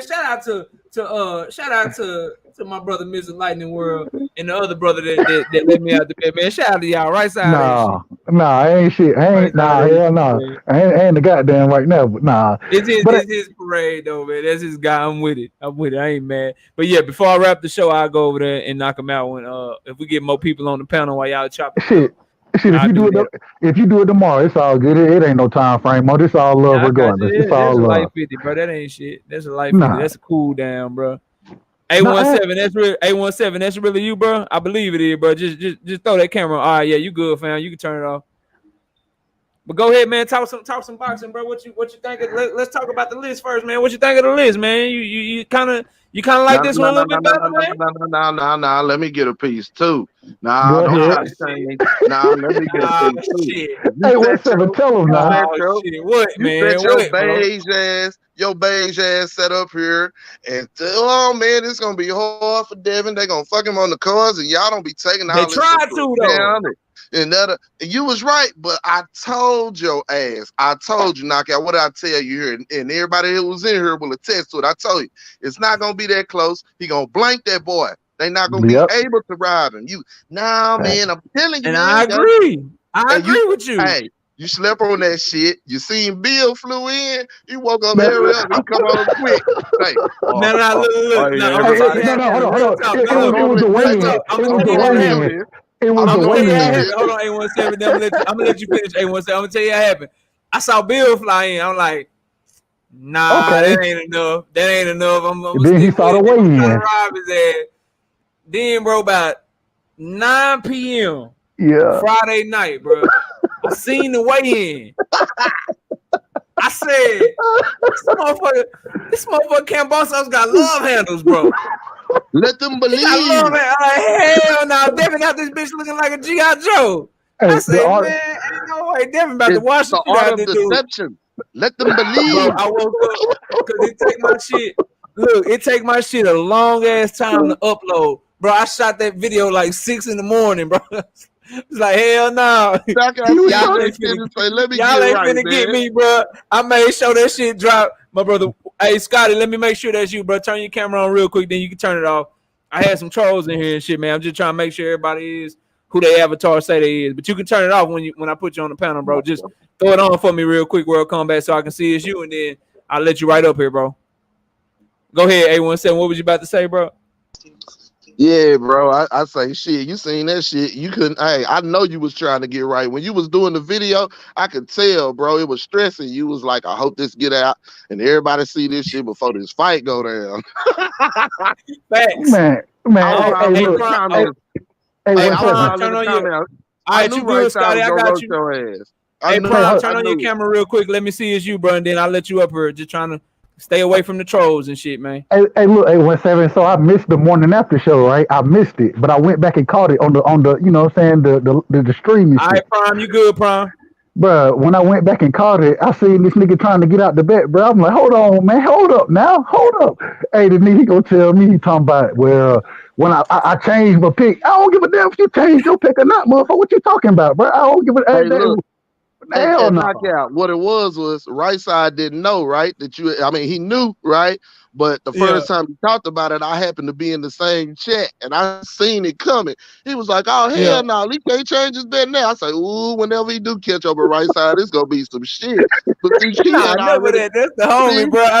I knew I didn't call off the bet. So I like, man, I hope he let me out this shit. I changed my pick. He like, nah, you should have been right. You should have been 10 toes down from the beginning with my guy. You gonna do these goddamn push-ups. So And I Hey, he got had you. It ain't already no roasted me the problem. But last week. I got the Apple Watch on and everything. I just counted as a little workout, man. Close hey, my rings and shit, bro. You know what I'm hey, saying? It's all look, good. hey, AKO, I ain't gonna lie to you. You know who I compared you to? Who that? Jeff Mayweather, bro. Jeff Mayweather. No, he didn't get a man props till after the fight, Hold up, bro. Damn. A nigga who out here gonna say that this man, he ain't dedicated. You didn't say he wasn't dedicated. You said you thought the moment was gonna be a little too big. He wasn't gonna be dominant enough. You feel me? Yeah. And we know what Devin Haney is. We know what this man is a dominant fighter, bro. He's one of the most skilled boxers in the sport right now at 23 years old. I mean, he number 13. He's number 13 pound for pound fighter. He up there. Stop the cap. Stop. This man ain't he ain't no dude. Still got that savage Tank Davis. You still got that savage in the same division now. You know what? I was more impressed with Shakur, how he beat Valdez opposed to Haney beating Kambosos the way he did. For some reason, when I seen Shakur beat Valdez, it was like flawless, man. It was just beautiful. And with Devin, it was good. I liked it. Don't get me wrong. Devin did his thing and beat the shit out of Kambosos. Don't make me put a picture. Don't make me put a picture of Devin Haney's face after the fight up here. Man, he got hair. He got hair. Let's not just act like I wasn't swole up and shit, bro. Hold on, KO. So you telling me that this man got stopped by customs and wasn't able to make it to the fight, and that's what you gonna go off of? That's what you gonna tell me? That was a headbutt. That wasn't no punch. That was no goddamn headbutt. We seen when the heads came together, bro. We seen that shit. They did. Kambosos only won the 12th round, bro. Kambosos didn't win a round. Stop, bro. He didn't even win the 12. He didn't even win the 12. You can get at the Devin too. That was the closest round though, because Devin wasn't doing shit. He was just trying to, Hey man, but the few times he did a lot of blocking or whatever and a lot of moving. But the few times he locked his feet down or whatever and punched and tied up before they broke up again, he was deucing his ass then. So man, Kambosos might have had a few moments, but he never won a round. Never. No. He got beat up. I mean, he can no gap. How many times? Man, Devin did his thing, bro. He is the undisputed champion at lightweight, bro. He's the man, bro. The most contact he had, bro, is when he tripped his ass. Hold on, KO. No, man. Bottom 15. He's the undisputed champion in the bottom 15. You can't do that, KO. I can't do what? I can't call him the man. I can't say he's the number one lightweight. Are you trying to take away from what, bro? You're not giving that man, even though you want to say he the man, the first thing you want to do after the man that went undisputed is argue if he better than Tank. That's the first thing you fucking want to do. That's not the first thing I did. Well, you gotta go watch the Sunday morning. You gotta go watch the Sunday morning show. No, that's what boxing did. Hey, right side. But that's what. That's what boxing did. That's what we can always know. Is a week long enough for you? No. Is a week long enough? Do it gotta be 2 weeks? Like how long before I get to just start talking boxing again, bro? So I'm gonna put it this way. I did the same thing with Tank. When Tank beat the shit out of Rolly. Hold on. Just so we know, knockout keeps the same energy. Because y'all swear I'm a Tank Davis fanboy, right? Go check the content. Tank beat up Rolly. He knocked his ass out, put him to sleep. Sunday, Monday, giving him full credit. Giving him full credit on Sunday on the morning after the show. By Monday, say, bro, I don't like that you said you were signing back to Mayweather. What you doing? We want to see the big fights. We want to. Bro, it's the same for everybody. It ain't just Devin, dog. Like I do that to everybody now.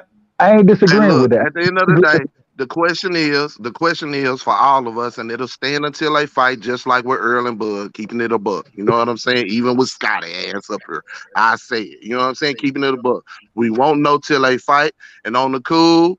Like we know what Floyd said, and I'm telling you, knockout. A lot of these motherfuckers that really big on Dev now, right?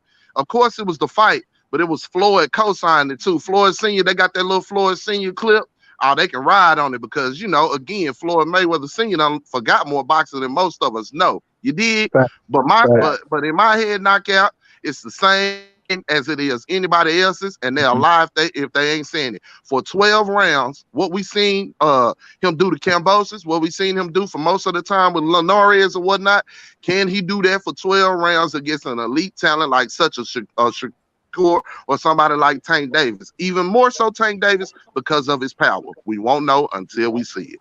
Agreed. they in the same weight class. Like if I was Agreed. hating on Devin, bro, I'd be like, man, look, bro, I need to see him do the shit against Keyshawn Davis. I need to see what it looked like against Shakur. I need to see him go up to 140 and fight Gary Antoine Russell. I'm asking him to do the same shit I'm asking Tank to do. Look, Tank, I need you to fight Devin. I need you to fight Loma. Look, Devin, I need you to fight Loma. I need you to fight Tank. Look, Loma, I want to see you against Tank. I want to see you against Devin. I'm trying to get everybody to do the same shit. And I'm not calling any of them the best. I think Tank Davis is the best, but you think Devin Haney is the best. I'm not on you for that. I'm not telling you that you hating on Tank because you think Devin is the best. But right now, we're just giving opinions, bro. That's all I'm saying, fam. I ain't said you hating.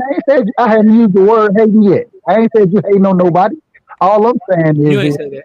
All I'm saying is going back to that prediction.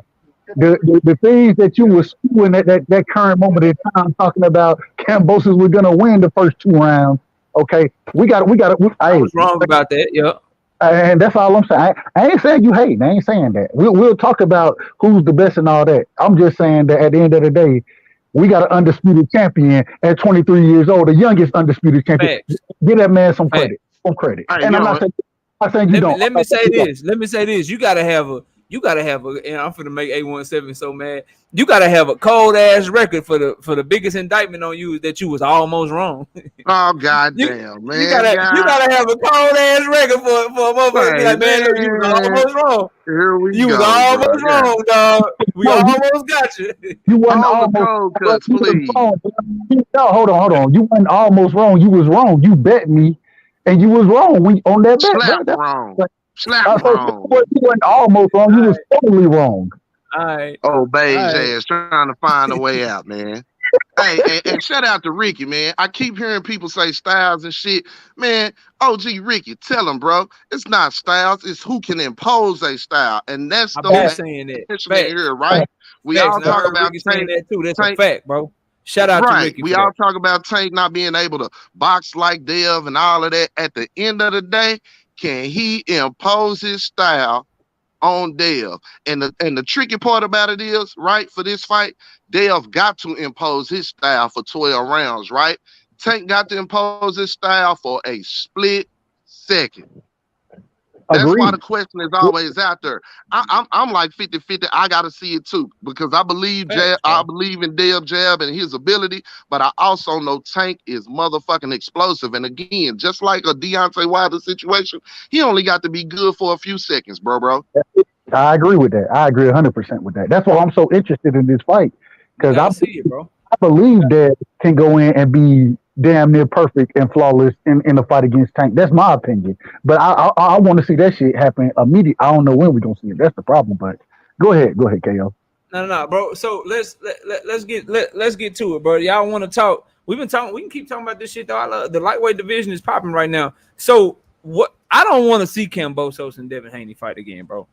Agreed. Now, with that being said, though, I cannot in good conscience, for the sake of being real, I was on this bitch banging drums, yelling. One of the first things I did when I started my YouTube channel, Tyson Fury needs to give Deontay Wilder his rematch. Okay, it's contractually obligated. He signed that he would do that shit. He need to go fight Wilder. So I will say, although as a fan, bro, I don't want to see Devin Haney versus Kambosos too. But I'm not gonna be pulling for Devin Haney to try to do some slick shit, or him and Bob Arum to try to do some slick shit. If George Kambosos invokes his rematch clause, then Devin Haney should go ahead and fight him at the end of the year, bro. Like, he should go ahead and do that. I don't want to see the shit, but I gotta tell Dev to honor his word because I think he better than that.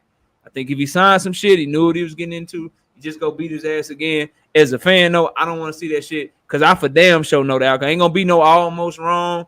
Ain't gonna be no. I don't usually do my picks ahead of time. But for Usyk and Joshua, and for Devin Haney and George Kambosos, I'm gonna tell you right now, Usyk gonna beat the shit out of Joshua again, and Devin Haney is gonna literally box circles around George Kambosos again. You could literally probably tie Devin Haney's hand behind his back and just give him that left lead jab, and he'll beat the shit out of Kambosos again. But that's why I don't want to see the fight, man.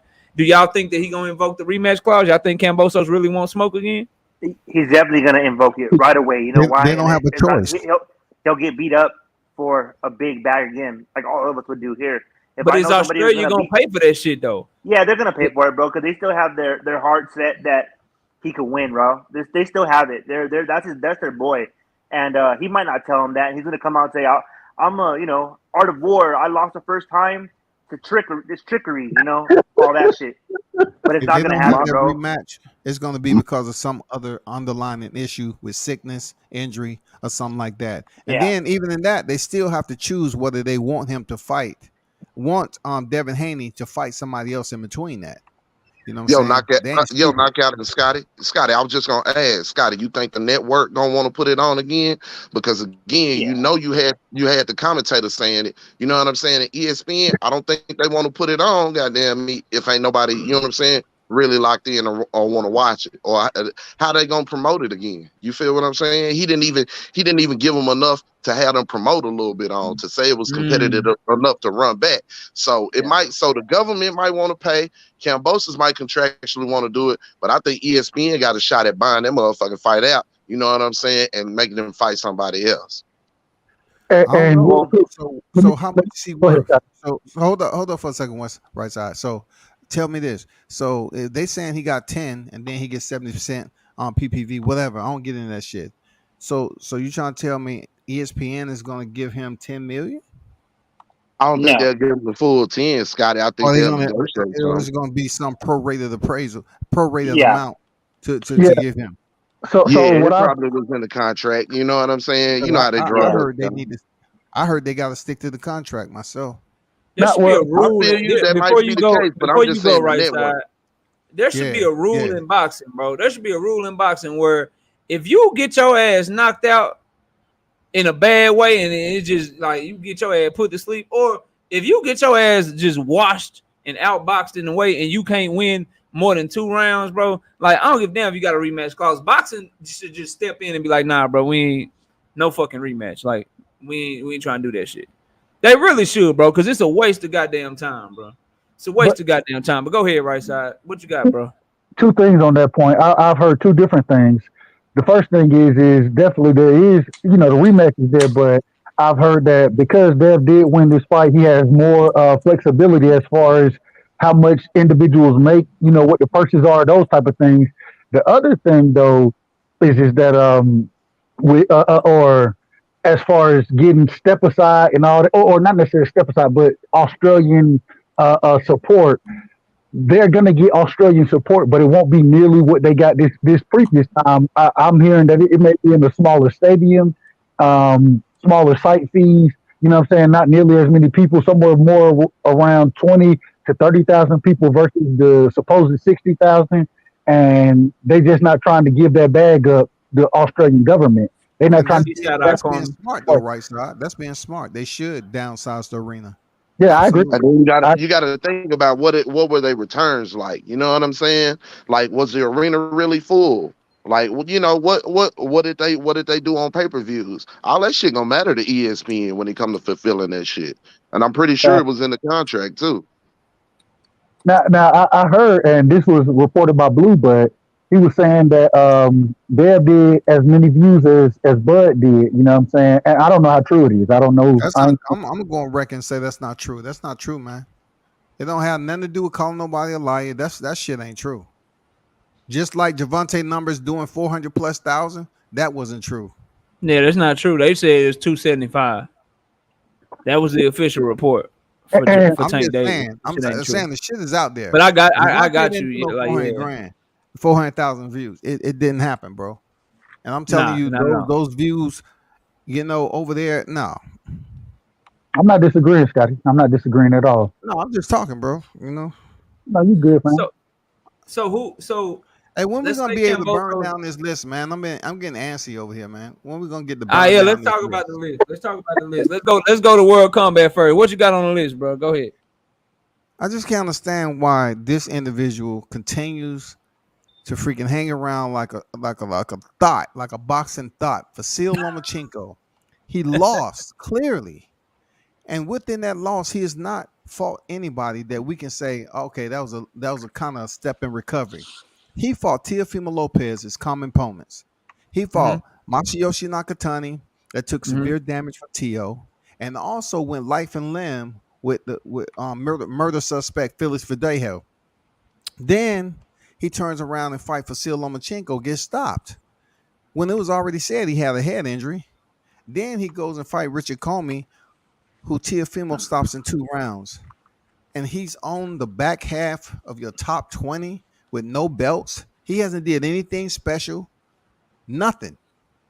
He's sitting 7 on the ring, pound for pound list. And I just don't understand what criteria are you basing Lomachenko to be in the top 20, bro? He has absolutely no reason to be on this top 20. I got you. None. He ain't did shit. So I got him on there because after losing to Teofimo, he bounced back. He beat Nakatani worse than Teofimo did, regardless of head injury or whatever you may say. He beat him worse than he did. And then, yeah, it took him longer to stop Richard Comey, but he beat Richard Comey down, bro. Like, that fight wasn't competitive at all. And you got to keep in mind, we base it off of skills, right? And people being the same size. So accolades be damned. If you the same weight class as Loma, you a problem, bro. You can't I think Jesse Van Rodriguez got better angles and he can do more, but Loma got some of the best feet in boxing, bro. Check this out, Knockout. So you award him not for even fighting a debate. So you award him for fighting Masayoshi Nakatani, who was damaged goods, and said that he did it better than Teofimo Lopez, but yet you don't take it. You don't take that same. How's he damaged goods though? You don't take that same plotted away because he went the distance with Richard Comey, who Teofimo smashed in 2 rounds. It's a plus. Teofimo caught Richard Comey with a mean ass right hand, bro. It ain't like he just caught him with a right hand, caught him cold. And Lomachenko went the distance with him. Lomachenko beat him up though, bro. It wasn't a close fight. And Lomachenko is much smaller and not the puncher that Teofimo is. And his skills are undeniable, bro. And I think putting him at what I put him. Where he at? He at like number 18? Number 18, man. He shouldn't even be nowhere on your 20, dog. He should be like 55, 56. Bro, it's not 20. It's not 20 fighters in the world that are better than him, bro. What? Who would you? So we got Estrada, Navarrete, Loma, Chocolatito, Canelo. Who would you put there? I would definitely put Juan Estrada in front of him. Exactly. I put Juan Estrada just really lost to Chocolatito, and he ain't fought since last year, bro. What now? Juan Estrada just lost to Chocolatito for real. He really coming off a loss. A lot of people feel like Chocolatito beat him. As a loss. And he just pulled out of the fight, bro. And got moved the franchise, bro. So you can't do hypotheticals on here and say Juan Estrada actually lost to Chocolatito. He did. That's my opinion. This whole list is my opinion. Is he still? And I believe, and you got to keep in mind my criteria. I believe with Estrada's skill set, his counter punching, as much as he lets his hands go and shit, his skill set versus Loma's skill set, I think Loma has a better skill set than him, bro.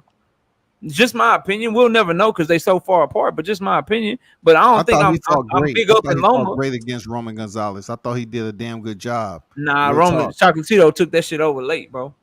He took that shit over in that fight. Was Chocolatito on the list? Was he on the list? Yeah, Chocolatito is above Loma. What number was Chocolatito? I missed right above Loma, number 17. 17, okay. Go ahead. Yeah, right above Loma. How many titles Chocolatito has right now? I don't think he got none of them. Okay.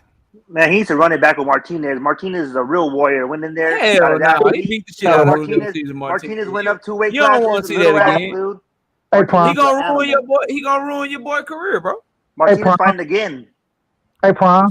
You know I'll rock with you the long way, Prime. You my guy. Man, listen, man. I know you out with Reynoso in his camp, bro.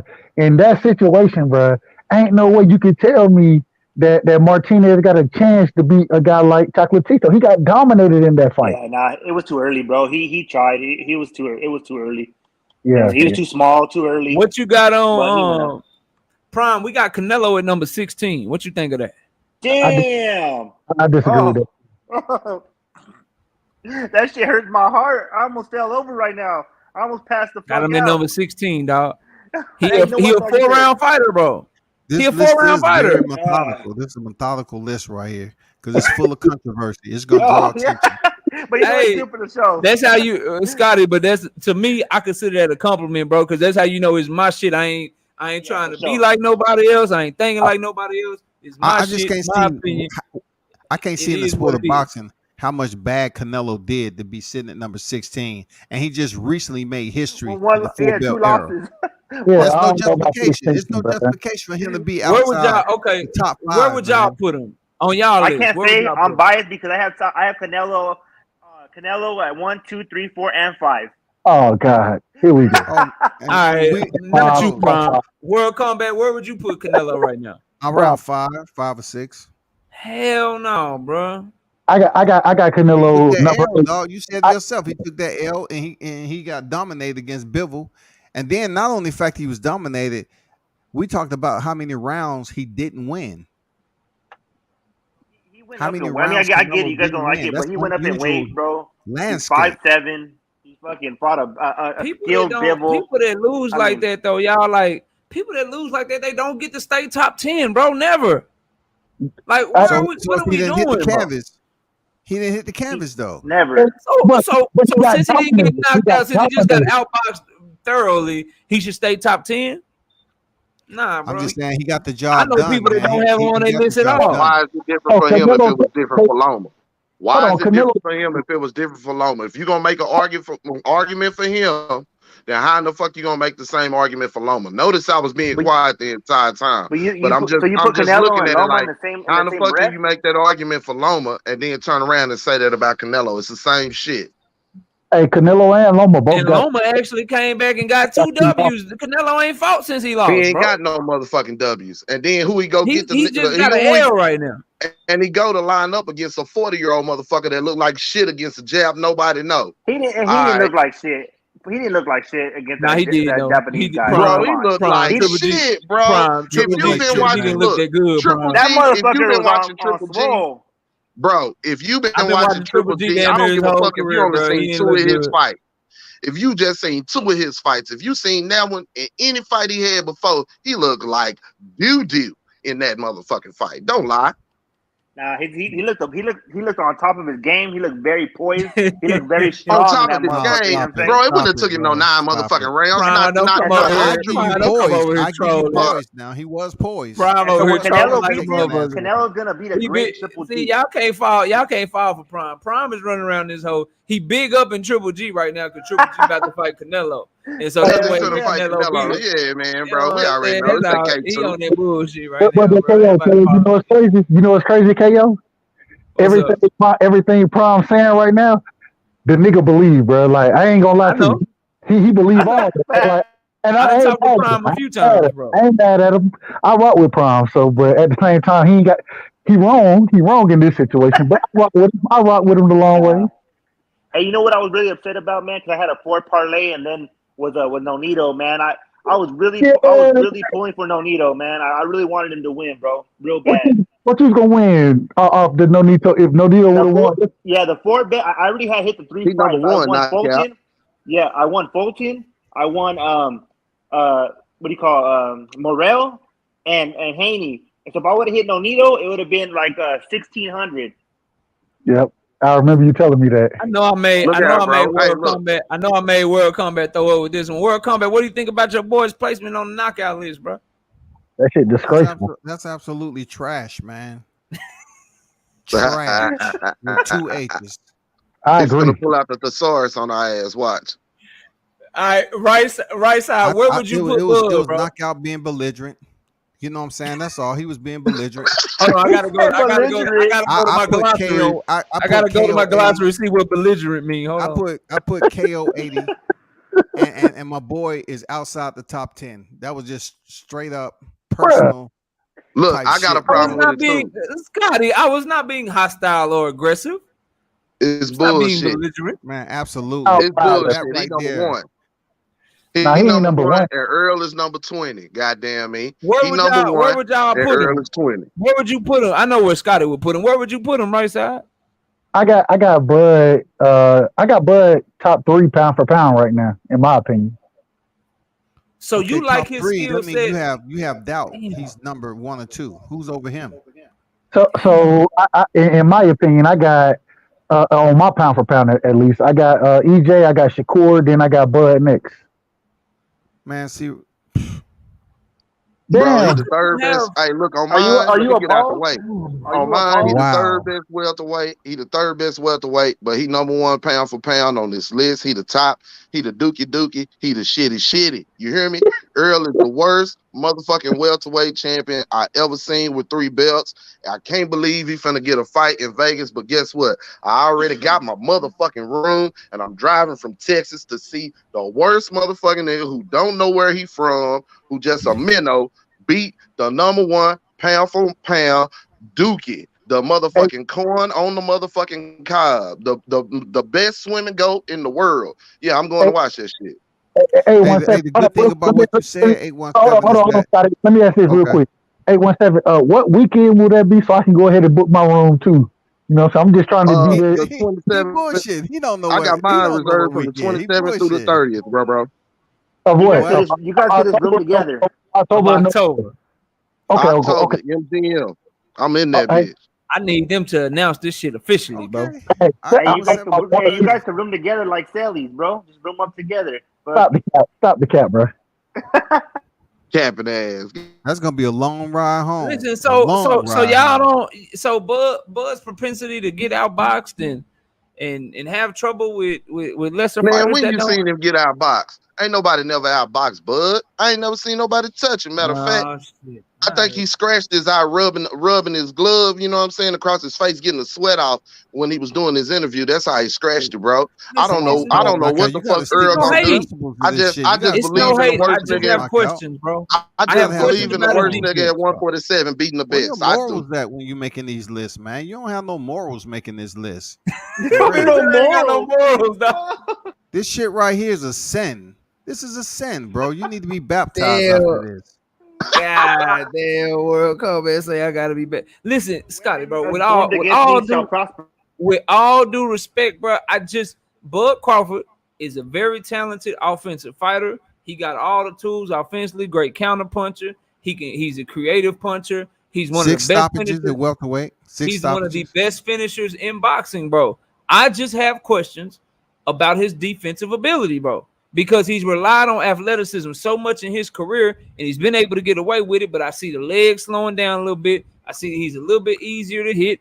And I got questions about guys that I have ahead of him if they were the same size. I damn sure got major questions between him. Because remember, I got 2 welterweights ranked above him. I ranked Jerron Boots Ennis higher than him, and I ranked Errol Spence higher than him, bro. I understand what you're saying, but also you have Jamel Charlo, who has been Jamel Charlo will beat his ass, bro. He's too little for Jamel. Not beat his ass. I'm talking about defense. We're talking about strictly defense. And Jamel Charlo don't have the best defense either, bro. He has better defense than Bud Crawford. So that's kind of debunking what you're saying about Bud Crawford now. But this is the problem, KO. I'm not disagreeing. I think that Mel can beat Bud, you know what I'm saying, at 54. But according to your list, we only going off of skills. And I think that Bud is a much more skillful fighter than Mel is, in my opinion. But okay, I agree. I'll give you the skills. But let me ask you this, because I don't consider all this. Who's more skillful, Jamel Charlo or Mean Machine? Charlo. Mel is. So then we take that away. Okay, we agree. You want to take and say, okay, he hurt Crawford, right? So with that being said, why won't Charlo be able to land flush on Crawford?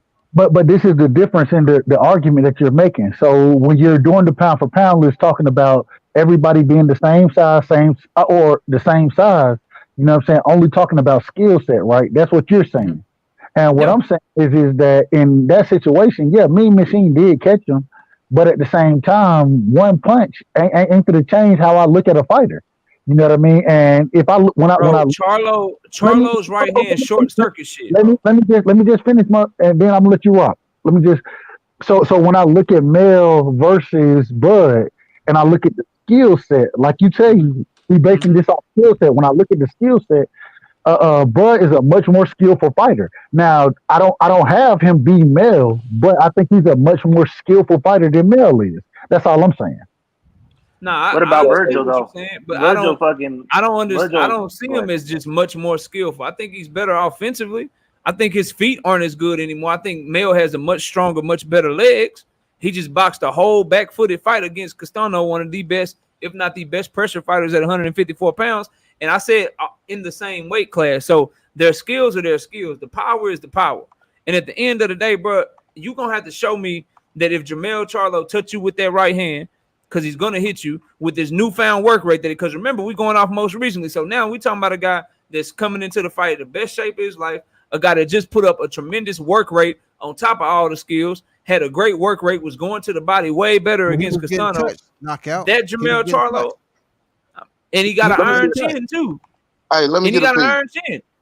Hey, Jamel Charlo. I think it's a close ass fight. Jamel the thing Charlo is, though, all Bud got to do is fight who I want him to fight, and Bud will move up to number 1 by the end of the year. All he got to do is beat up the guy that all his fans say he's gonna beat up. Fight. I hope they make that Jamel Charlo fight for real. No, I'm talking about Earl Spence. I hope they don't. I hope they make that Jamel Charlo fight. I hope they don't because again, you don't want the Spence fight, Scotty? Yeah, I want the Spence fight, but it seems like, you know, all the rhetoric that's been put out here to my almost due and everything, it just turned into a big ass soap opera. And then you have 4 undisputed fights take place around the welterweight division. That shit is over and done. Now we potentially may get the bantamweight, Naoya, in a way. He may Paul Butler, be able now to freaking unify against John Casamignola by the end of the year. So, man, if another unification take place and we still don't have Crawford and Spence, something is wrong, man. And now it's a soap opera, and now something wrong if we get another unification. Ain't nothing ever been wrong before. Now the motherfucker apparently selling for another 5%. But now we can't get these 2 black fighters. We can't get these 2 black fighters to unify. We got to stop looking at the past, bro. Although I understand the past between these 2 fighters, we got to let the past go and move. You don't know where you been. You don't know where the fuck you going, bro. Yeah, but sometimes you got to let it go of the past, man, because the past will keep you locked there. Brother. I feel what you're saying. That's why you want to let go of that Bivol loss. You want everybody to move on to Triple G and let go of Bivol. That's it. It's so hard. Let me explain to y'all why it's hard, bro. It's hard to let the whole past with this whole situation go. And it's for this reason, bro. I'm going to try to explain the best I can, bro. You got one side, bro, that's been saying somebody ducking, somebody don't no smoke, they a whole ass this, they don't want to do this, they don't want to do that. Then when that person proves them wrong, bro, and goes in one direction the exact way that they said they was gonna go, you got one side that's like myself, that's like, oh yeah, bro, they ain't never been scared of each other. Let's get this smoke. I think the fight's already done. I'm ready for this shit. Shout out to them. I can't wait to see the shit. I got who I got, but shit, Crawford could win this fight. Let's make it happen. But you got another side that's still like, nah, bro. Earl Spence was forcing this. He's still a duck. He's still this. He's still that. Like, bro, like, knockout. When you think it's hard to let the shit go, fam. Already. Well, we don't know when it's announced. Scotty, we don't know when it's going to be announced, so we don't want to project on nothing like that. We're not going to say. They're projecting that it's signed already, so it has to be announced sometime coming up. I don't think. Nobody's gonna know. Nobody's gonna know that. I do think it's signed, but I don't think that I have any insight into it. I can just go off of that. Here's why, bro. Because and you're talking about the 55-45, right? No. I'm just talking about done. Period. Okay. I don't know what they get in here, and I'll explain it to you. It's where there's smoke, I believe there's fire, right? Number 1, Mike Coppinger heard that shit from somewhere. Number 2, Earl Spence, say what you want about him, bro. I know you don't rock with him, but he don't just be out this bitch co-signing bullshit, bro. He don't just be out this bitch co-signing, reposting shit that don't be true. Number 3, yo got Terence Crawford. If it's some shit in the air, if he don't like some shit, he tweet back. When Earl Spence went at that motherfucker and was going at fucking Bomac, what Bud Crawford do? He fucking went at him. Went at his ass like, nah, bro, you worry about me. You got to fight me. So how come when Earl Spence retweeted or reposted the Mike Coppinger article, Bud Crawford didn't be like, man, I don't know what the hell you talking about. When Earl Spence made that little caption talking about, say, man, sign the contract with the little Mike Tyson shit on his Instagram, and he put the last little part talking about sign the contract. I didn't see Terence Crawford write shit back like, nah, you lying. I ain't got no contract. I believe if that was bullshit, Bud Crawford is the type of person that's going to try to check that shit, bro. And since he didn't, then I believe that there's some truth to that shit. And furthermore, Earl Spence done did everything he said he was going to do, bro. So why would he be lying now? That's why I believe they haven't received anything. It's just cap. It's just all rhetoric, man. They haven't received nothing. It's all misleading. Who said that? Who said Team that? Crawford. Team Crawford. You talking about Bernie the Boxer, right? Yeah, he Bernie the Boxer. Listen, if you want don't act like he's unreliable. Don't act like he's unreliable now. He's not, and I'm gonna explain to you why. You a grown ass man, and you an OG, bro. I respect my elders, so I ain't never gonna disrespect you, bro. But with that being said, dog, Bernie the Boxer also said that Earl Spence versus Keith Thurman was done. Yep. He also said that shit. He also said that Earl Spence and Keith Thurman, that's what they're gonna fight next. They're gonna fight Keith Thurman next. He also said that shit, bro. So I like you can listen to him. You can think that he got an insight into Terence Crawford and he got all this shit. You can believe that if you want to. But I don't believe him, bro. Information. I just said he's close to the camp, and he said they haven't been sent. He ain't close enough. I mean, he can say what he want, but the person that's actually in the fight, Earl Spence, saying that it is, and the other person that's in the fight ain't saying shit. And Bernie been wrong a lot before, so he can say what he want, bro. But do you think a fight of this magnitude, right, would be so petty to negotiate 55-45? Yes. What? I do think it will be that petty. I do think that, and at the end of the day, pettiness on one end, goddamn it. Hold on. Hey, one second. At the end of the day, man, until this fight is made, it's a mute point. What we talking about? We talking about the business of boxing. We trying to explain this shit gonna work out. It's a mute point until the fight is made, bro. Like, and I ain't gonna lie to y'all. I'm damn near tired, and I'm probably one of the few people. I'm tired of talking about that shit just because until that shit is made, bro. Like, let's just wait for this shit to happen. Let's wait for it to happen, and I think it's gonna happen. I want it to happen, and like 817 said, I've heard similar dates. You know what I'm saying? As far as October, November, I've heard very similar dates, and everything is more or less in position to be made. I'm just saying, let's wait for those announcements and not criticize anybody or go at anybody because the fight hadn't been announced yet. Let's just wait for the shit to happen because the shit's gonna happen, and when it happens, then we really get to see who's the better fighter, bro. It is what it is, and that's what I'm looking for. I'm looking for these niggas to get in the ring. You said wait for it to happen, but yet people coming out and they both training too, Scotty. They training like they got to fight, bro. So if it's done, we should hear something by the end of this month. 5%, 2% over what Ugas got. 2% over what Ugas got. 5%.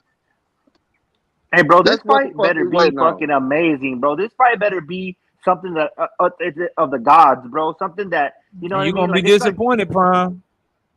I think it's 5 years already, bro.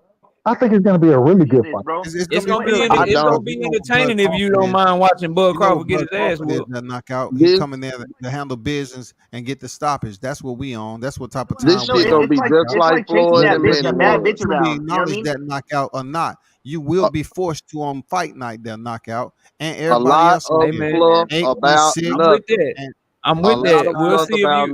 We'll see if you right or wrong, bro. All I know is this fight gonna come down to where it's fought at. It's gonna be fought on the inside. It's gonna be fight on the outside. And I already think I know where it's gonna be fought. So I think I know who's gonna win. Less. I said 8 rounds or less. How much we betting on it again? Less. How much we betting on it? No, we ain't betting. Or less. I got a hundo. What's up, Scotty? I got a hundo. Lock it in right now. Okay. What's up? Hundo. All right, we good. No saying. I lock one in with you. Or less.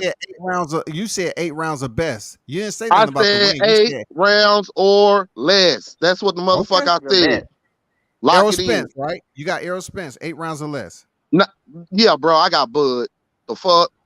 Come on, bro. Stop playing with me, bro. You have Lock Errol it Spence in. winning. Hey, You have Errol Spence winning in 8 rounds or less. That's what he's saying, bro. Yeah, that's what he said. Okay, gonna sleep him in 8 or less. That's what the fuck I said. Sometimes you gotta talk to your sons. You know what I'm saying? Son, on, well, pops, put your money up then. God you know what damn. it is, bro. It's like chasing a bad bitch around. You chase her, and finally you hit. You're like, all that for this? That's some bullshit. And I hope that don't happen with this fight. All these years, everybody fighting. Bullshit. 817. I want my money, Bud bro. be talking about how old he was, how he wasn't healthy going into the fight, or some shit afterwards. Man, he aged Bud out, man. Bud was 35 years old, man. Yeah.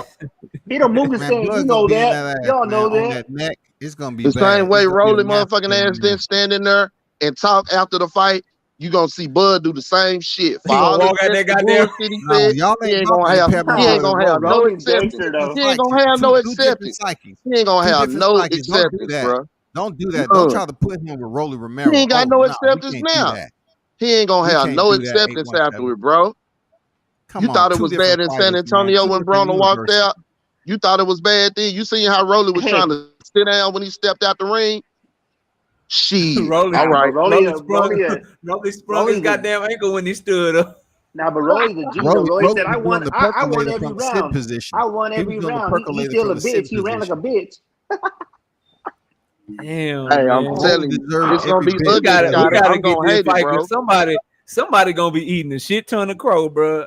And I'm telling y'all right now, if it's me, I'm gonna be real enough. I'm gonna take that shit, bro. I'm taking on the chin. I'm gonna be paid. Damn it, somebody finna eat some crow. Hey, Knockout, hey, Knockout, you gonna take these push-ups on the chin though? You gonna take these push-ups on the chin? Yeah, because I gotta go. I gotta go real quick. So y'all go ahead and chop it up, bro, for a minute. 50, I'm gonna do these push-ups for the homie. 50, bro. Just 50, just 50, just 50. I got you. It ain't no problem. I'm about to do it. Yeah, right you now. guys ever do on camera? We want to see you get knocked out. I got it, bro. We want to see you push Scotty, that pavement knockout. Hey, I was telling right side before you came up here. It's crazy. You know you got a good prediction record when you gotta do push-ups because you was almost wrong and shit, bro. You wasn't almost wrong, bro. Scotty, I changed my pick. I changed my pick well before the fight. He still wanted to hold me to the He pick, did change his pick though, bro. He did change his pick. Bro, you can change your pick as much as you want to. If you better, if I go bet at Vegas, bro, and then I come back and say, "Oh, this nigga got hurt. I want to take my shit back." They gonna be looking at me like I'm crazy as fuck, bro. What are we talking about? Hey, right side. They're gonna take you. They're not even gonna look at you. They're gonna tell you to leave the casino ASAP. Hey, he's had too many drinks. He needs to go. Nah, hey man. At the end of the day, though, I will say this: knockout boxing is a real G, He's bro. cool, huh? He a 100 dude, bro. And hey, even though I'm only calling for 50, he's still gonna get a 50. You know what I'm saying? And much love to him because what's the total bill? The total bill was only supposed to be 100. It was only 100. Okay. And because he said I ain't gonna say he said because he changed his pick, you know what I'm saying? And he put Dev Cool Boy, who I damn near had to argue him down on the first pound for pound list. I had to argue him down about Dev and Cool Boy being on it because he put both of them on there. I just said 50, and we gonna be scoring even at that. Hey, right side, did you guys ever growing up? Now he's hitting them. You count them? Hey, I think you had like 8 right now. He's at 10. I trust knockout, so it's all good. 7, 8, 10, 6, 4. 4. Okay, you got 13. Hey, fuck. He about to take a nap now. He done. Yeah. He about to take a nap. Was that 25? I don't know. I'm gonna say it was 25. I mean, I'm gonna say it was 50. If you say it was 50. Y'all crazy here. Y'all better go catch that playback. 13. That was 13. Solid. Nah, go catch the playback, buddy. That was 50. Jay, I see you in the background, Jay, but I'm about to end the stream, bro. But I'll let you up real quick. Go ahead and hold on. Jay, go ahead and get it off, bro. What you got for the show real quick? Oh, man, I was just finna come talk shit to y'all, man. It seems like it's too many of y'all Earl Spence believers in here, you feel me? We welcome the Bud Crawford fan. I got my homie Scotty up here. I'm sitting here looking at the chat, man. Y'all talking about Spence and 6, Spence and 7. Man, y'all, man, come on, bro. Like, I don't know what y'all done seen to make y'all think he gonna stop. But at all, that's highly disrespectful. You right, bro. It's talking about some Spence and 6 or Spence and 7. He gonna knock his ass out in 9 rounds, though. No, he not. I bet him push us. He don't stop him at all. Okay, that's highly disrespectful. Hey, look. Hey, I'm gonna tell you this: if the fight get made, I'm gonna show up here like I always show. I show up every weekend. KO will tell you I show. Hey, if the fight get made, I ain't gonna lie to you. I like Bud. But I got Spence winning the fight, bro. And I ain't for that. I ain't mad at that. I'm not. But to say that's crazy. That's he's going to get. Look at my avatar. He's going to get stopped, bro. Why? What make you say that? What? Very simple. Very, very simple. I'll break it down for you really quickly. Yep. Before I dip out. I'm gonna escape, bro. But you gotta have a good night. Prime, take it easy, bro. All right. Thank you. Cool. So here's the issue, bro. Like, you have to explain. So this fight like this is gonna come down to where the fight is fought, Jay. So it'll come down to if it's fought at long range, mid range, or close. Facts. If it's fought at long range, Bud's gonna have the advantage. He's the better counter puncher. His arms are a little bit longer. He's more creative offensively. Facts. If it's fought on the inside, Bud is not half of the inside fighter that Errol Spence is. He gonna get So his ass. what I need someone to explain to me, bro, is Sean Porter, 5'7", 68-inch reach, no jab whatsoever, was able to consistently Not true. get inside on Bud Crawford. I wouldn't say no. No, Jab. That's not true. not at all. Consistently, bro. Hold on. You can say it's not true all you want to. Just go watch the fight and go listen to what Bomac was telling. They said that Bud Crawford fought Sean Porter on the inside. Potentially, he'd get knocked out. He never even came. He did not fight him on the inside. He didn't nor did he stay on He the didn't fight him on the inside that inside. long. He didn't. But Nor did he stay on the inside that long. Hold on. Let me finish. So Sean Porter was able to get inside consistently on Bud Crawford and make it a very competitive fight. Okay. Someone needs to explain to me how a fighter who is longer than Sean Porter has a much better jab than Sean Porter, who's not, because Sean Porter had to jump in and lunge in. That's why Bud was catching him with counters, because he had to jump in and lunge in and get out of position to do so. Bud will be fighting a fighter now who's not only better on the inside, but more importantly, he's better at getting in on the inside, where because of his jab, because of his length, he don't have to jump in. He don't have to lunge in. He can step in. And so I believe he's going to stop Bud, because I believe that the fight is going to be fought on the inside. Because all that shit that Bud like to do, oh, you got in on me, let me grab you right quick and throw your little ass up off of me. Oh, you got in on me, let me grab you right quick until the ref come break us up so I can get you back at long range. All them little tactics and shit, go ahead and try to hold on to Errol Spence if you want to. You go ahead and you try to hold on to the stronger, bigger, natural welterweight and see how that work out for you. All right, he gonna stop that dude, bro. And y'all are gonna be surprised.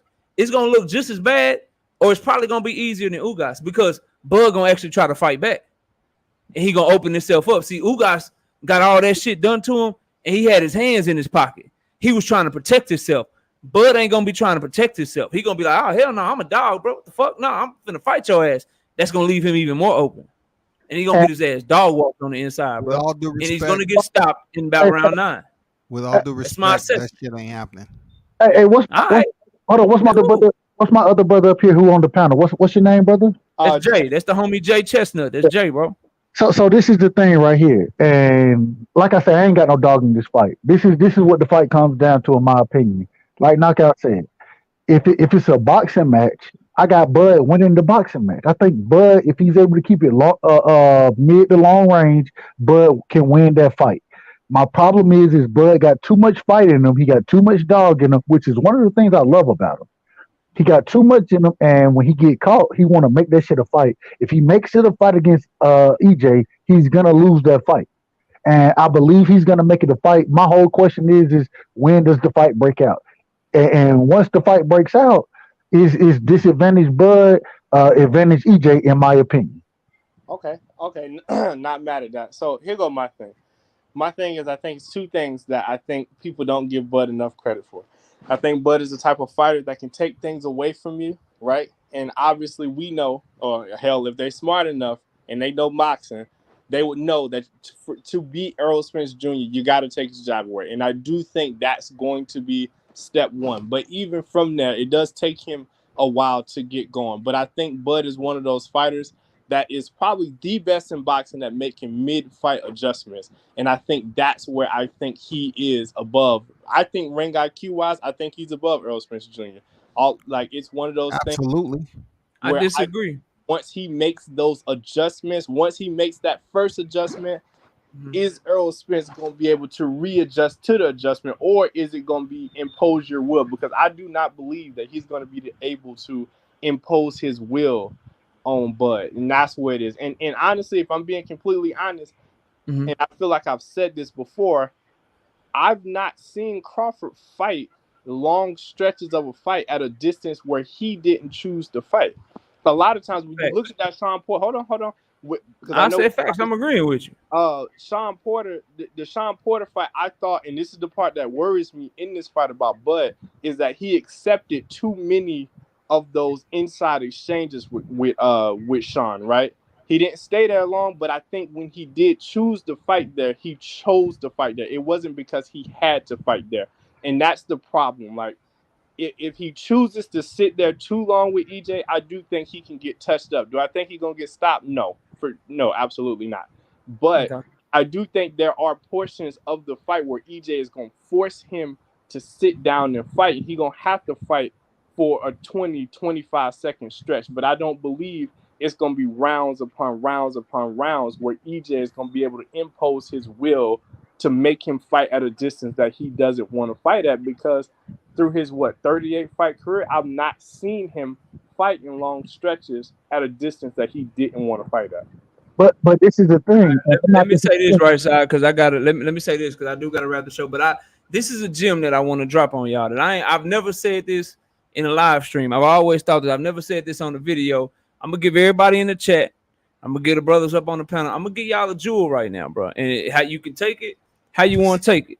But this is what I be thinking when I'm breaking down this fight or any fight, and this is what I be thinking when people. So I think you just said something that's a narrative that mainstream people push, that boxing pundits who maybe, I don't want to say they don't know they boxing and shit, but maybe they just, I don't want to call them lazy either. Maybe they just haven't watched the amount of film that it takes to truly understand what ring IQ is and whether or not somebody have a high ring IQ. So I would say that we would all agree, before I drop the gym, I would say we would all agree that Bug is a dog, and if you hit him, he coming at your ass because he gonna try to fight you. He gonna let you know that he a dog and he gonna run you over. We would all agree with that, right? Yes.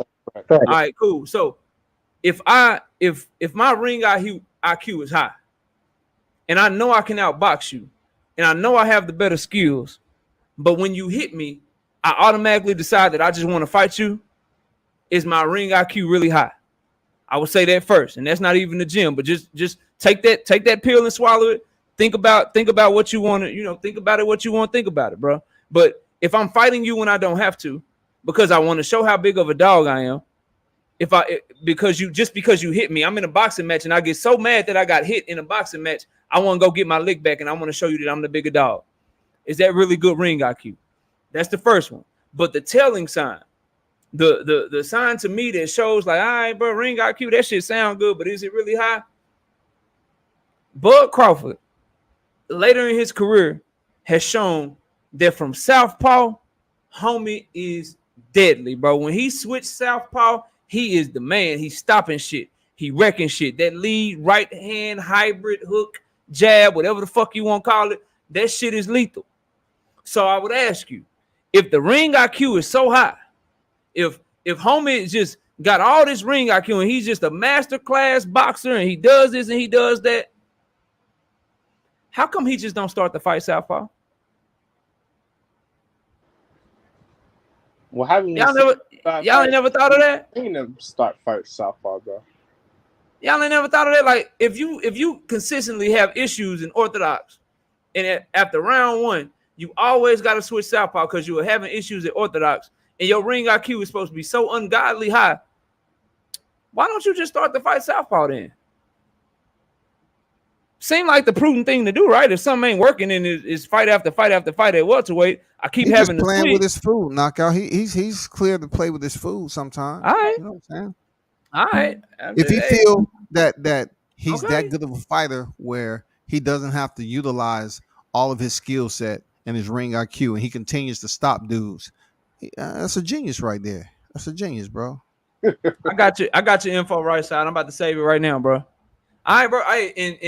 And so what you telling me, and I hear this a lot, Scotty, he's doing it by choice. Okay.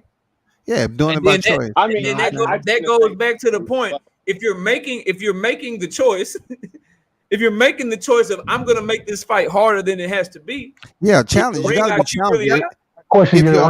If your opponents aren't challenging you, you have to challenge yourself. It becomes a game. Okay. You know what I'm saying? Within yourself. I do. I agree and disagree. Go ahead.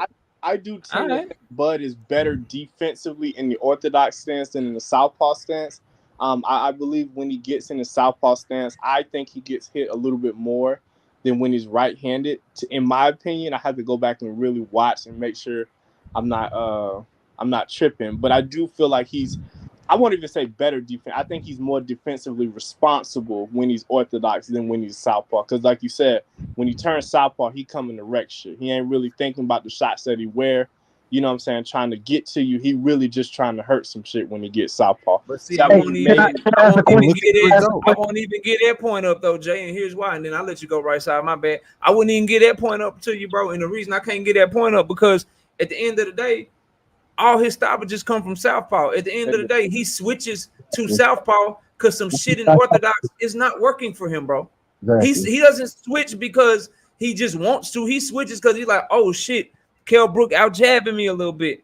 Oh shit, Sean Porter getting inside. I want to be able to get off this counter uppercut, but my left uppercut is better, so I gotta switch. Like he don't switch to southpaw just because, bro. He switches because shit is not working for him. But how many fights in a row do you have to get through the first round? Shit ain't working for you to switch to southpaw before you finally go to camp and be like, you know what? I'm gonna just fight southpaw. I'm just gonna fight southpaw, bro. Like at what point do you like? Phase, man? Don't he say his slow starter? Oh, That's his warm-up phase. Bro, you can call it warm-up phase. I'm gonna say the ring IQ probably ain't what y'all say it is. That's all. I'm just gonna leave it at that, bro. Go ahead, right side. What was you about to say? I gotta wrap the show. Go ahead, dog. Nah, go ahead, man. I'm gonna give my last words early. I know you got to wrap it, KO. Yeah, go ahead, bro. And I'm saving your info right now. Go ahead, let's do that, bro. I'm out, man. Appreciate it. All right, Scotty, I appreciate you hopping up, bro. Much love, dog. Got your info, bro. Y'all go sub to Scotty White over at World Combat Sports. I got your email too there. I got your email there too on right side. I'm out. Yeah, hit me, man. Scotty, you know you're always welcome, bro. You know I like it. For sure. Appreciate it, man. All right, peace out, man. Right side, go ahead. Let me go to Jay first. Jay, go ahead and give your last words, and I'll let right side go last since he got my arms burning and shit. Go ahead and give your last words, Jay. Let everybody know. And you know, I do this every Wednesday and Thursday, bro. And you always welcome to the panel, man. Anytime you want to come up, but go because I like what you had to say, bro. You got a lot of good boxing knowledge, and that shit is always welcome on this channel. But go ahead and give your last words, Jay. Thank you, bro. Appreciate you letting me on, bro. I'll be watching y'all boys all the time. I see you, bro. I saw you over there arguing for your man Tank Davis yesterday. I don't know if it was yesterday or Monday on. I'm always arguing for Tank, bro. It was probably yesterday, Monday, and fucking and last week, bro. I'm always arguing for that man, bro. But yeah, man, you can find. Hey, I just started a YouTube channel, the Pound for Pound Sports Lounge. You know what I'm saying? We talk boxing. We got to talk about that Danny Garcia, Jose Benavidez fight because I really do like that fight. At some point, we got to find a way to chop that one up. You know, if y'all can just support me, go over there, man. It's a brand new channel, so you know, just holler at me. Hey, can you? KO, if you don't mind, drop your link in the put your link in the chat. Do you have a wrench over here? No, I don't think so. Nope. Drop a comment real quick. I'll wrench you up. Then once you wrenched up, you can drop your link. But go ahead and drop a comment right quick, and I'll wrench you up. Right side, go ahead and give your last words, bro. KO 86 Boxing TV, man. One of the greatest channels on in this YouTube boxing content creator space that we have right now. KO, you know I rock with you. I ain't gonna lie to you, man. We gotta be tough and critical on Tank. We need to be on him right now. Thanks. And I know you're going to be. I give you credit because you keep it a buck regardless. I had some things we got to talk about, but at the end of the day, man, Devin Haney, once again, man, you know I got to bring my boy out, and for what he just accomplished, man, the dude he doing his goddamn thing, and for him to be 23 years old. He a problem for a lot of dudes. He a problem, especially with his ring IQ. At the end of the day, though, what it really comes down to is what you're putting out right now, Knockout, man. Much love to you. You know I'm always gonna rock with you. Appreciate those 50. You feel me? And hey, you can bet everybody else. Don't bet me now. Don't bet me because I win. Man, I'm always bet you. I didn't even want to bet no more. I agree with your ass, man. Forget you, man. I already did my workout for the day, man. Nah, hey, much love, and always gonna show you support, my brother. And we gonna keep rocking. Hey, right side. I had them thinking when I talked about Bud Ring IQ. They like, damn. Hey, bro, I ain't gonna lie to you. I'm sitting there, and that's my whole problem, bro. Like that's my exact problem with that fight, bro. Like I don't know. I think Bud like the fight too fucking much, bro. Like. It's gonna be to his detriment in that fight, but we'll see what happens. At the end of the day, man, KO, you got a great channel, man. Appreciate everything you got going. Hey, I just got my new job. I'm finally in my space that I need to be in. The pound for pound list is about to come out. I ain't doing 20 like you did, but I got a top 10. Dev will definitely be in the top 10. Unfortunately, like you didn't put him up there, but. Hey man, salute you, KO, and always much love, my brother. I'm always ready, bro. I just texted you too. I just texted you my number, bro. So you should have it now. That was your cell phone number you dropped, right? I got it. Yeah. All right, bet, bro. 469. Yep, that's me. Yeah, I'm with you. I'm rocking. All right, bro. We'll take it easy, man. I'll catch you next time, dog. Much love, fam. All right, peace out. Yo, man, salute to everybody that came through, bro. I appreciate each and every one of y'all, man, that came through the chat, showed up, showed out. It was a fun night of boxing talk. We back here live tomorrow night, man, talking about our predictions, our picks for the whole week, man. So y'all be sure to come through and rock out with me, man.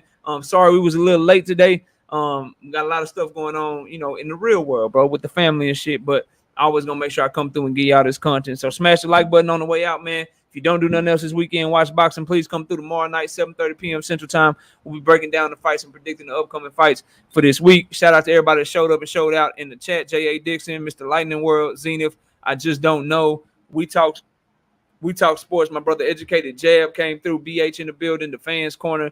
Jay Chestnut. Y'all go subscribe to his new channel that he just got. DP Rocker came through and showed up and showed out. Jay Miller. Kirk McCall. All of everybody, man. I appreciate each and every one of y'all. Rick Timms. Thank y'all so much, man. Y'all enjoy the rest of y'all night. And please, please, please, man, tell the people that you love that you actually love, man, because you never know. You never know when they might call you home. But y'all take it easy, man. Enjoy y'all night. And with that, we out of here. Peace out, man.